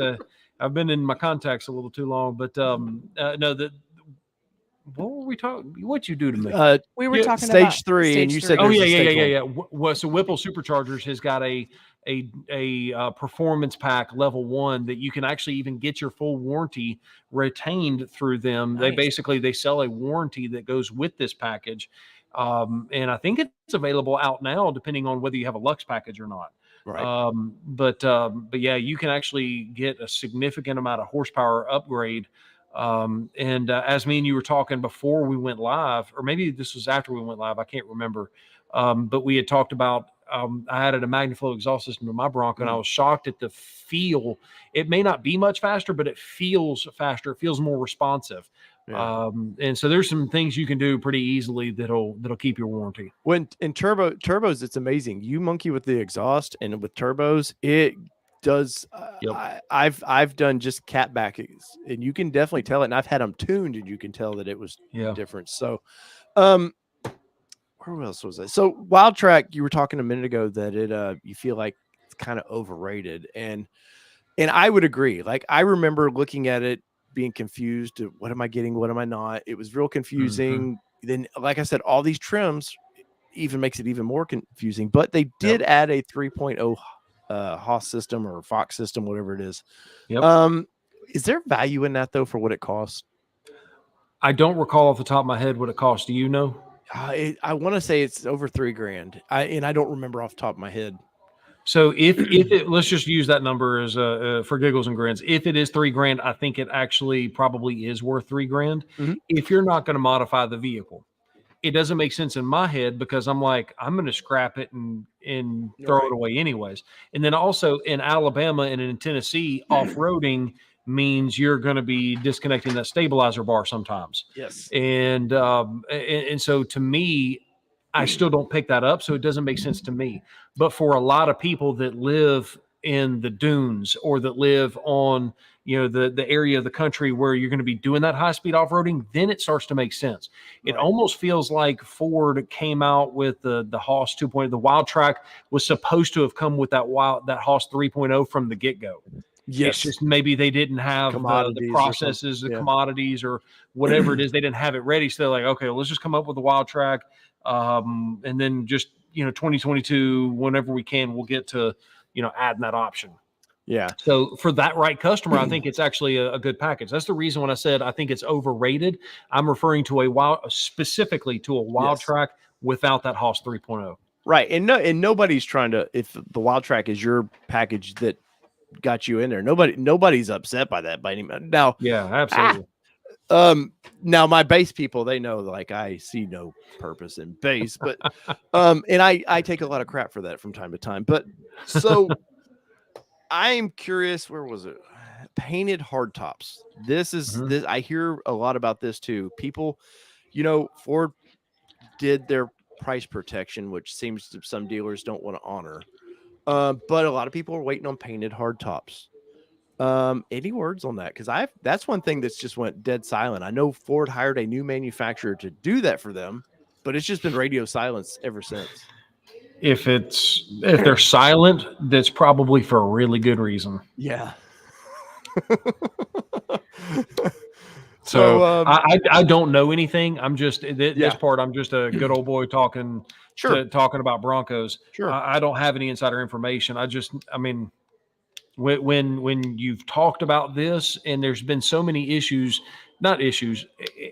this is not even bashing on Ford at all. This is not what I'm talking about. I'm primarily just talking about, there was a lot of things that were said were going to happen with the Bronco that didn't come to fruition. And it's like not Ford's. It's not Ford's fault. Those pull-out tailgates, man. Yeah. Oh, that was that's one. You've got, the painted hardtop. It was one that was supposed to come out in 22 model. And here we are almost to the end of 2022 production, scheduling, and we don't know anything of, they pushed it back to 23, but then again, they haven't talked about it much. I just, there's so many issues. I would recommend doing what I kind of talked about earlier is if you got to have one now, but you also got to have the painted hardtop. Go ahead and order what can get built, and then place another order when you can for what, hey, this is going to be my forever vehicle. You hear about people talking about, this is my forever home. If you're in that kind of a financial situation, do that. If you're not in that kind of a financial situation, I kind of don't know what to tell you. Mm-hmm. Oh, yeah. And you know, the one thing that, and nobody's talked about this in a long time, and maybe you remember it, trail maps. Man, they touted that's such a thorn in his side. They touted that. Oh, it's going to be next year. Well, we're in next year and hadn't heard a peep from that one.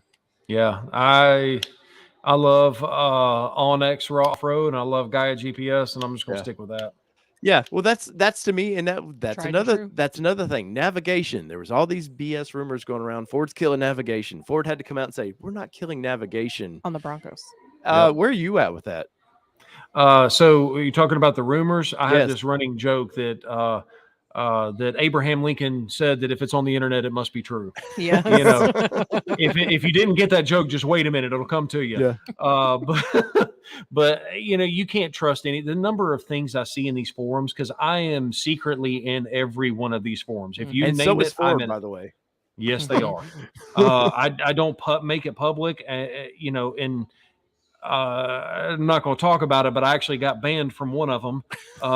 And we know it was Bronco Nation. We know it was not Bronco Nation. David over there, you guys battle. We know. That's okay. He's used to getting banned from places, so he understands. Oh my goodness! But no, I forgot what we were talking about there. I got so excited. But trail maps. Trail maps. Oh yeah. So I mean, just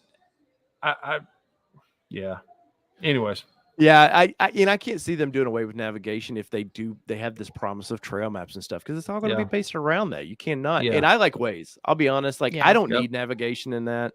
Yep. I do feel that's kind of outdated. I do think the system they use is a nice system. We've used it and it's been fine, but I don't need it because. But we talked about this last week, is that it just doesn't quite update as fast as the user-driven apps do, because we were in Atlanta. Oh God, coming back, and we didn't know 75 was shut down until Waze said 75 is shut down. Here's a new route. So we're getting on our new route, and probably 10 minutes later is finally when Nav goes, I don't know what to do with you. You're recalculating your route. And then it's like, 75 is shut down. So it was like 10 or 15 minutes behind, which can make a huge difference in what you're doing on the road when you're traveling. Yeah. So my biggest thing is I've had navigation in my past 4 vehicles. I've had Ford's navigation. Collectively, do you know how many times I've used the navigation out of those systems out of the past 4 vehicles? 4 times. 0. But you have to show it to every customer when they're leaving. That's true. I mean, it's not to say, like you say, it's not bad. It's not a bad. It's actually one of the better systems, in my opinion, for the manufacturers. I just really like the fact that Waze tells me where all the police officers are, so that way I know where they are when I'm traveling the speed limit. Yes, exactly. When you're traveling the speed limit, totally get it. Or in Mexico, except for when you get that one that we saw go viral. That he's like, he shows the Waze app, and he's like, oh, you think I'm not hiding here anymore? Guess what? I'm gone.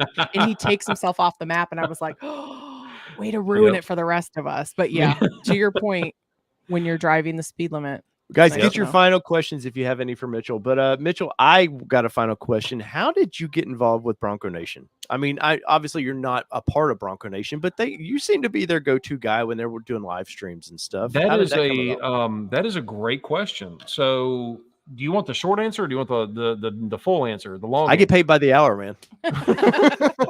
No, we get paid by the video. So the long answer, there's 2 ways that the stars lined up. There's a guy named Josh who's got a YouTube video on our channel that'll be dropping hopefully next 2 or 3 days. We installed a 1-of-1 lift kit in the world on his Bronco. Josh from Knoxville area, Tennessee area? Yes, it is. Josh Hamilton. I know Josh, yeah. So he actually reached out to me because he had watched our videos and was a big fan, and he was like, hey, I want to introduce you to a couple people. So you had that working on one side. Then you had on the other side, way back when the Bronco was first debuted. Not Bronco Super Celebration East this last year, but the year before October. that. Yeah, the October one. Yeah. Yep, the one that was. That's when I found you. Yep. That's when I found you did the walk around of the frame and all that. And I was like, yep.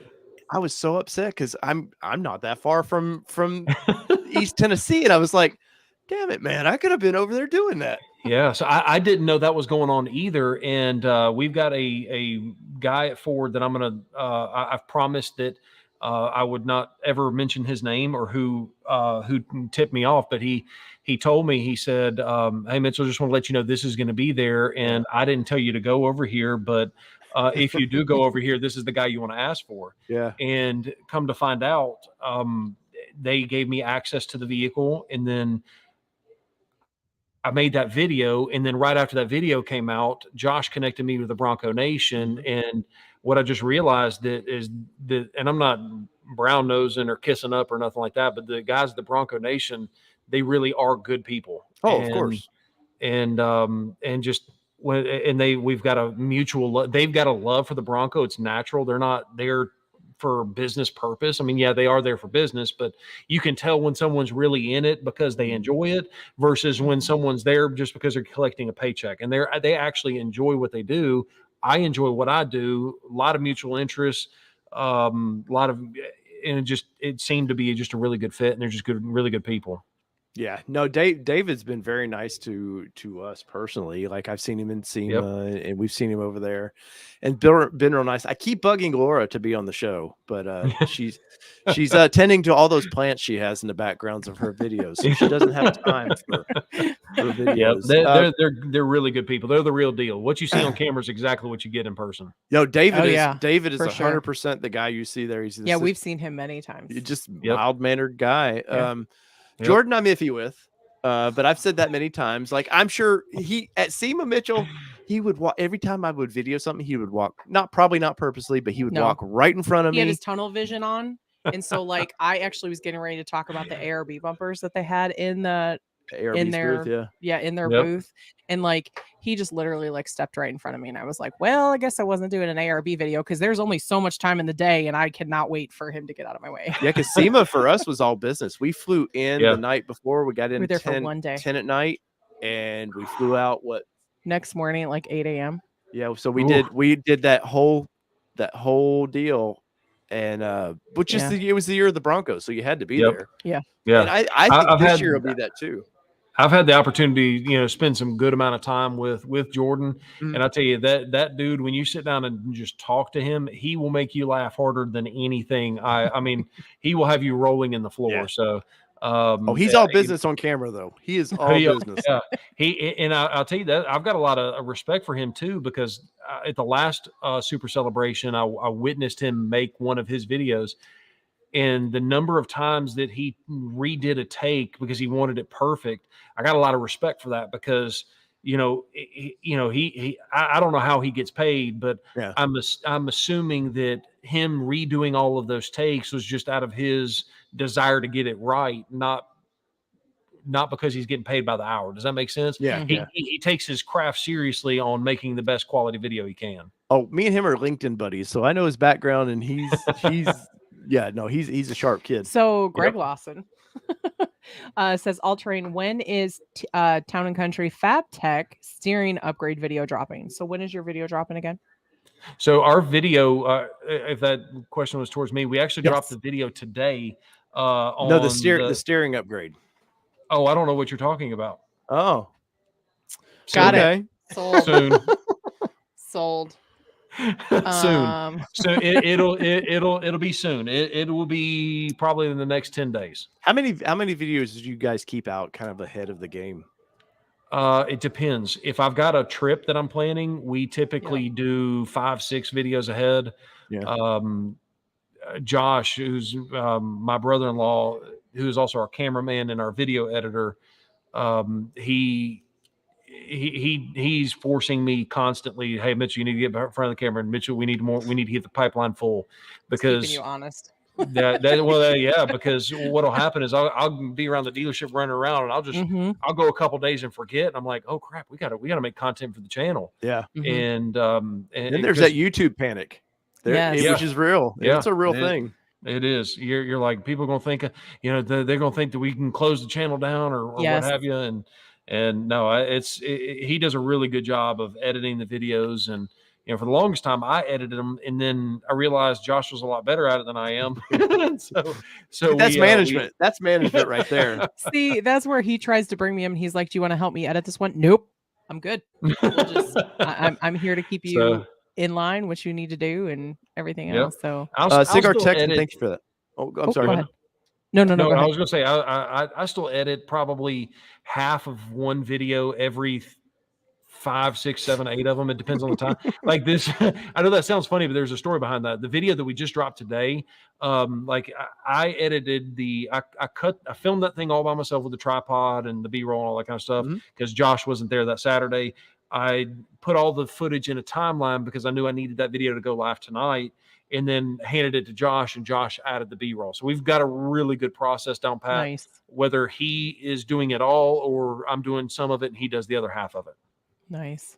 Cigar Texan, thank you for that super chat, man. Yes, sir. You're always too kind. And hope you have a wonderful Easter, Dave and Kelly and Mitchell. Everything. Yes, and Moto says happy tax day, Patriots. So thank you for that, because I got to get my taxes done.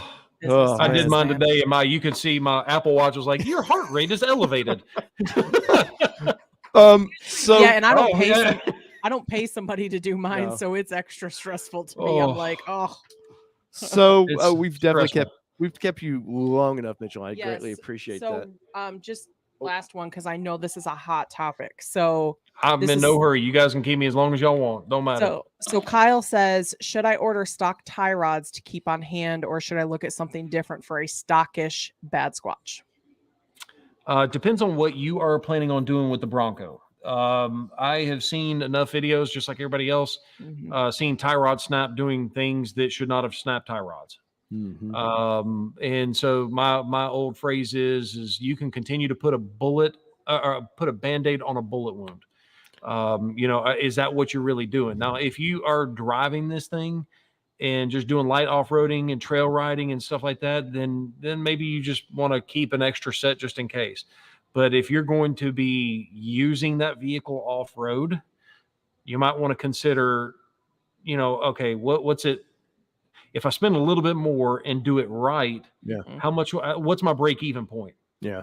You know what I'm saying? Like if I go through 2 or 3 sets of tie rods, you probably paid for a full-size proper That'll get you there. But the only problem I have with that is once you fix that problem, you're forcing all that energy inward, and then you've got steering rack issues. And I've done broke enough tie rods that know that I kind of would rather that break and not something more expensive break. But right now everything is expensive, so there's no way around it. And how hard are they to get? How hard are stock tie rods to get?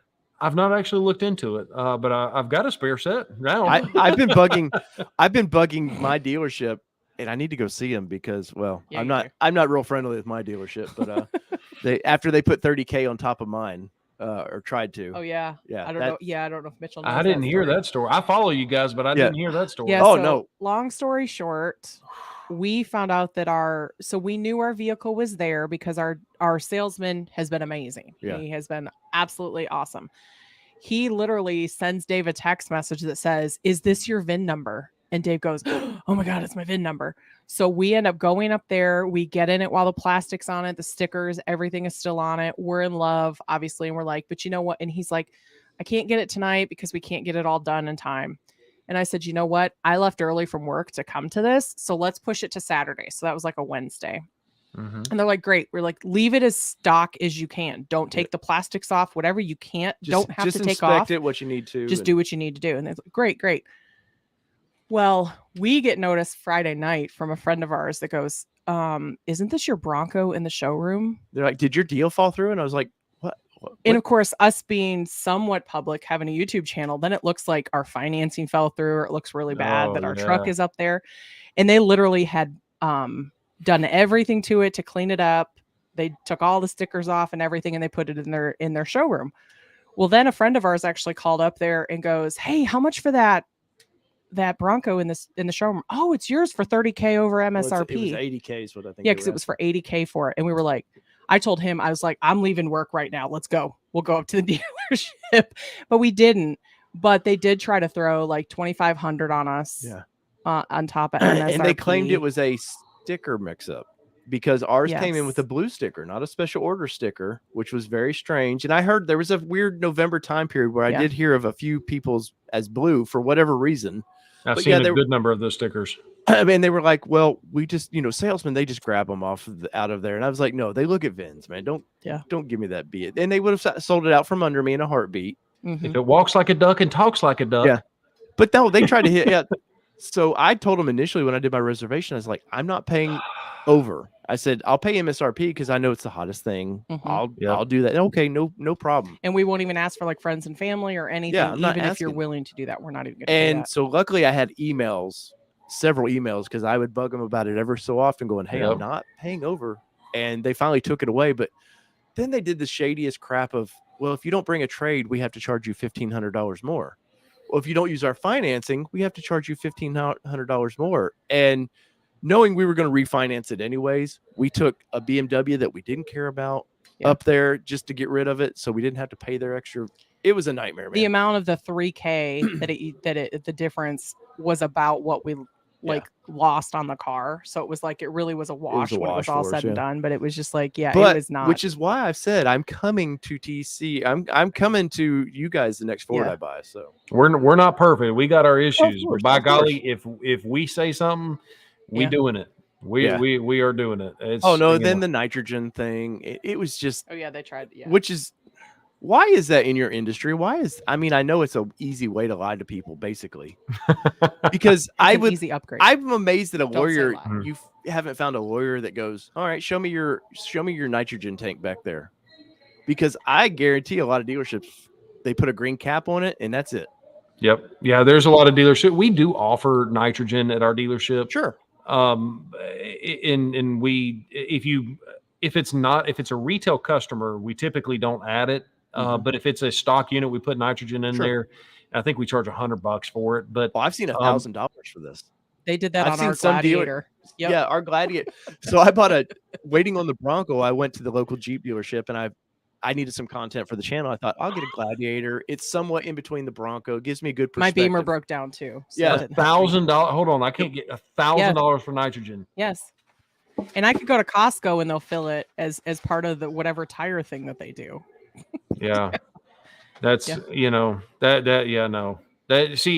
to me, nitrogen doesn't make sense in my Bronco because I'm airing down and then I'm airing in that car up. behind you.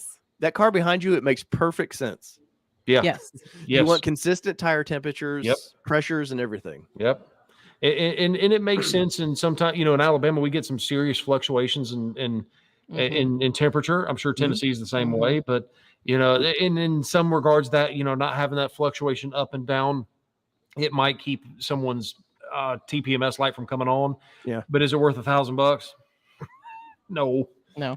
But and we also don't force it down people's throat on an order unit for $1,000 or we were whatever. also forced into what's called permacoat.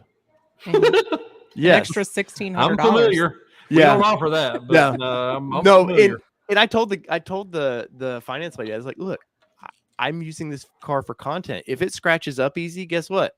I want it to scratch up easy because I'm documenting this, and it's just until we love it. Now we don't feel that way about it. But now, I'm done with that dealership, and I knew going into they were a snake, but we were stuck there at that point. Yeah, that was the bummer about the reservation system is you're kind of blindly, it just based on your zip code. It was like, okay, here's where you're going, unless you put in a different zip code. Well, and the biggest issue that I was running into, really early reservation, is I had the hardest time just making sure that I selected the correct dealership because the website kept crashing. Yes. And I was so concerned about getting it in quickly that I almost selected the wrong dealership. Now, how comical would that have been? That would have been, yes.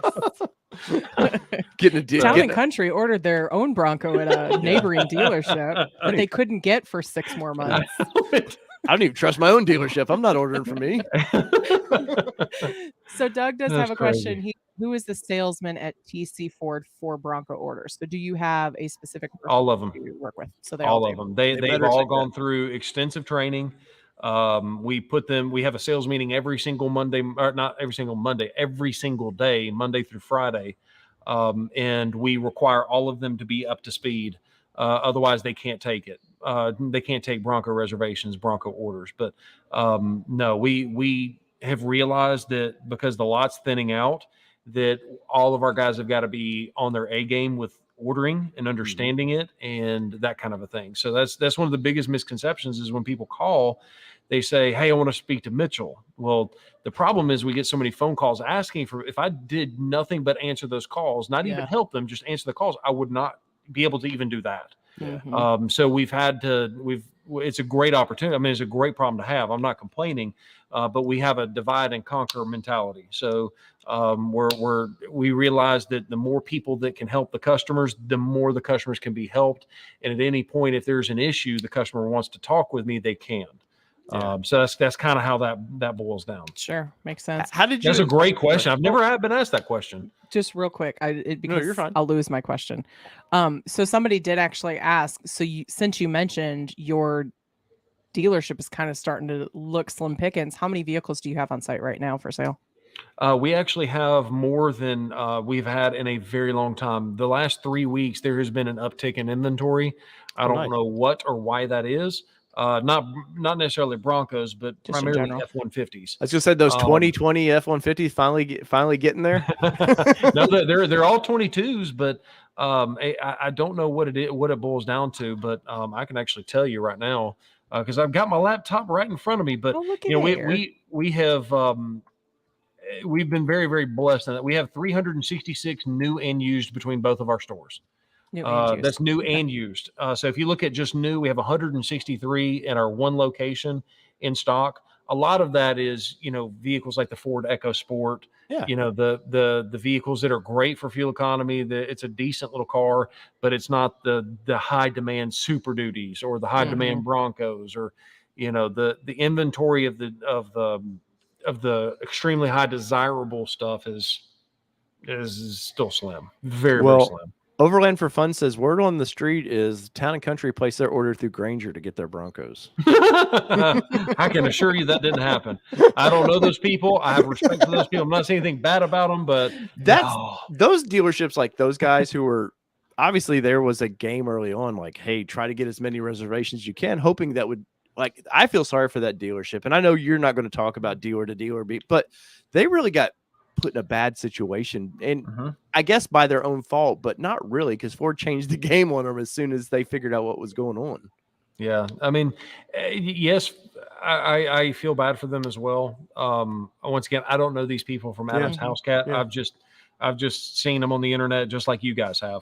But Ford's allocation formula never changed, and they never said that they would. They told the dealers from day one, they just never mentioned it. And for them to change their allocation formula just because there's reservations involved, that's how dealers will end up suing a manufacturer. So they can't change the allocation formula. They can have it affect the allocation formula, and there's no doubt that they got more allocations because they had more reservations, but that's not the only component.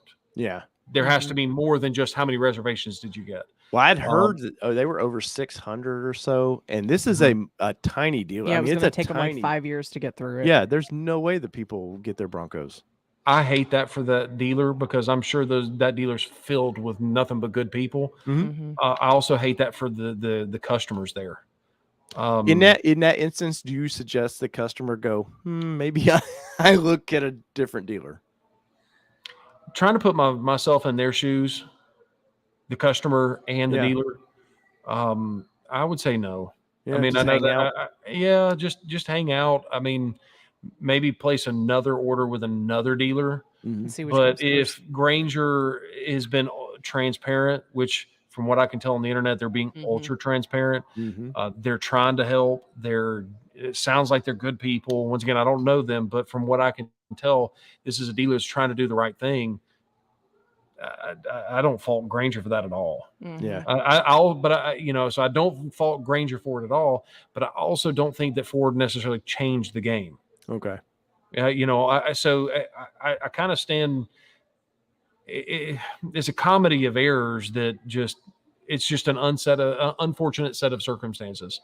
Sure. For everybody involved. It sucks. 2020 is just ruined everything, man. Yes. Oh my goodness. But no, I'm sure that they're great people. I'm sure that they're, still honored what they promised, and it stinks. How are you on the Bronco off-roadios? I know you did, in Austin. regards to what? How are you? Did you enjoy that? I mean, would you recommend that to people? Freaking love it. I freaking love it. I've been on I've just been against it. I mean, I've off-road for 25 years. He doesn't like anybody telling him what to do, is what he's trying to say. Pretty much. But for Kelly, I've been like, hey, go do it. Go experience that. So here's my take on the Bronco off-rodeo. I don't get paid by Bronco off-rodeo. They have no control over what I say. Your shirt says otherwise. What? No, I'm serious. No, I'm playing. Different entity. I would like to think that everybody that's watched our videos knows enough. I'm not afraid to tell the truth. Yeah. If I think something is it's so much fun beating on someone else's Bronco. Yeah. Just get that $35 insurance. That's what I'm saying. That's what I'm saying. So here's the. I'm kind of like you. I spent my entire childhood off-roading. I mean, I learned to drive a stick shift in the woods on a 1980s not Bronco, Jeep Wrangler. That's where I spent all of my time, and and you're not going to teach me all that much about off-roading, and I learned a few things. But what I learned is that it was a lot of fun. Yeah. It wasn't a learning experience for me. It was just a lot of fun, and it was worth my time. Yeah. That's kind of what I look at it. And last question for me, unless you have something, manual Sasquatch.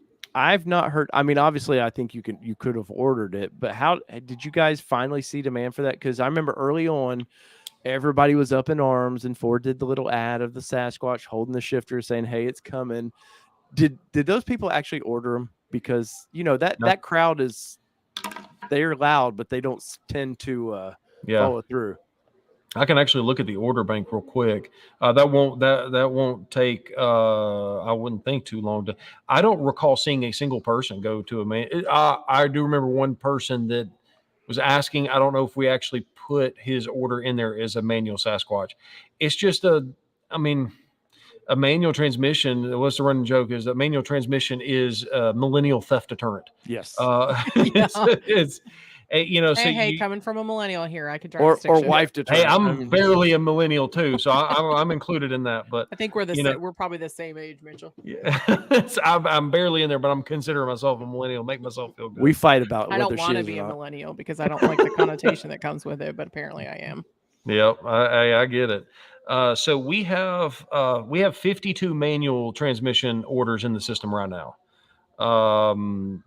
And you know what? I just realized there's not an easy way for me to filter down which ones of those have Sasquatch on it. So, unless I can think of, I don't think there's an easy way for me to filter that down. So I don't know, but just off the top of my head, very, very few people asked for that. Yeah. So that's an option that in 2 years is probably gone again. That's what I think is, because I was amazed that Ford caved on that one. Like they were just like, okay, we'll do it. And then nobody bought it. Well, it's just like the manual transmission. The reason that there's not a manual transmission on the 2.7 is because they knew that not enough people would buy it to justify the research and development costs. Yeah.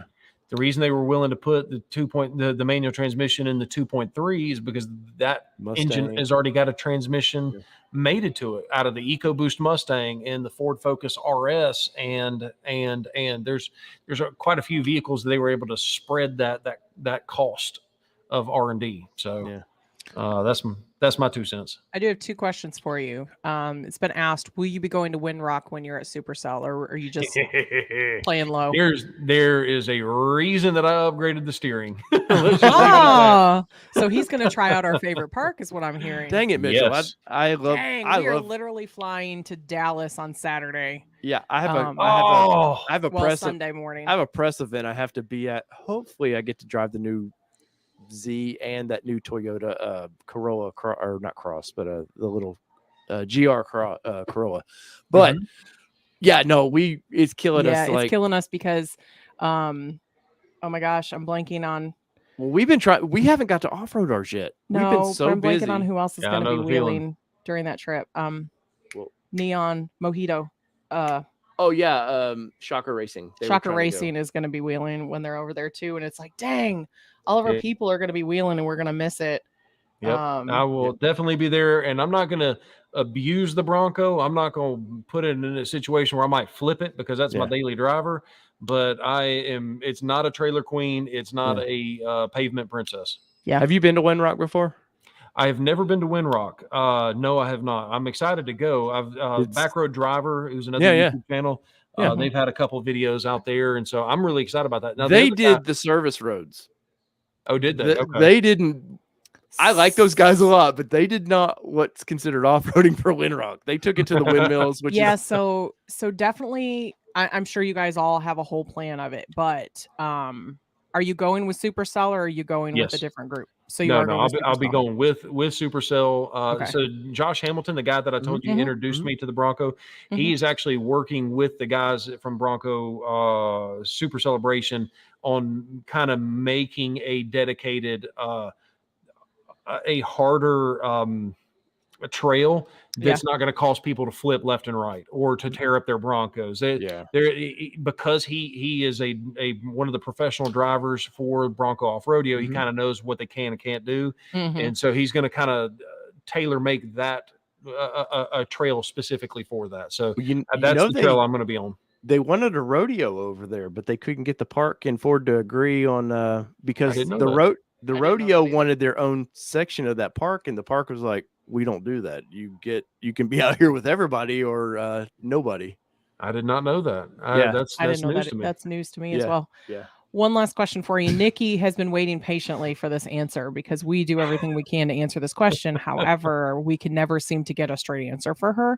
So she has an order with her dealership. However, she has not gotten a confirmation email after ordering. She's tried to call she's tried to call Ford customer service, Bronco line, and all that fun stuff. She doesn't get anywhere. Recommendations on what she can do to make sure that she gets her information? Without question. So what I would do is I would get your butt in the car. I would go to your dealer and I would sit down with the salesperson and very nice, loving, life-giving, not mean or ugly or anything like that.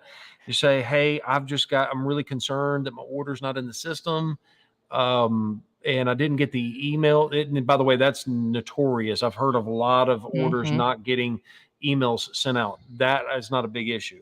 But what I would do is I'd say, hey, Mr. Salesperson and sales manager, I'd ask to work with the sales manager, whoever the ordering manager is, and say, can you do me a favor? Can I just overlook your shoulder for 2 seconds and you show me the order? Yeah. And they'll be able to do that. Yeah, because we went with our ordering manager when we did it. We worked right with the ordering manager, and he punched it right in the system. So you can't, because I've got it plugged into the camera and everything. But I'm looking at the ordering system right now, and in about 2 seconds, I can tell you any of our 585 orders or how many of our orders we got in the system. I can tell you exactly. I can show you any customer's order. It's very easy. If she's talking to the right person, they have the ability to show them. And do they have the ability to resend that email? No. They don't. Okay. Once you've missed that window, she's not going to get another email. More than likely, she's not going to get another email for the rest of this whole thing. Yeah. We've heard of dealerships putting their own email address in that, and the customer's not getting. And I have a feeling it's a sneaky way of going, oh, it came in and you didn't ask for it, and we sold it. There's probably some of that. There's also probably some. I'm trying to think of the nicest way to say this: ignorance on the sale, the dealership. Just getting in a hurry or just ordering it, some guy that just is not excited about what he does for a living and just because what you can't tell unless you've seen the system is the email address, the spot that you put your email address for the customer is right here. The spot for the dealer's email is right here. Right next to it. And it would not surprise me if most of those just copy and paste or flip them around on accident. Yeah. Absolutely. So, well, not every dealership is shady, everybody. So, if you need, go ahead, Mitchell. I'm sorry. No. I was just going to say, I always err on the side of, the dealership is probably just accidentally doing stuff that they're not nefarious. There are some dealers that are absolutely shady out there. That's why you need to do your due diligence before you deal with that specific dealer. And what are those dealerships? No, I'm playing. I'm playing. I'm only playing. Well, guys, there it was. I appreciate everybody being on. Mitchell, you've overtimed on this thing, man. Yes. I greatly appreciate that. I absolutely expect to see you stop by our booth for sure next week. Absolutely. Is it next week? The days are blurring together. I know. It's. I just know I have to file taxes very soon. It's the 11th.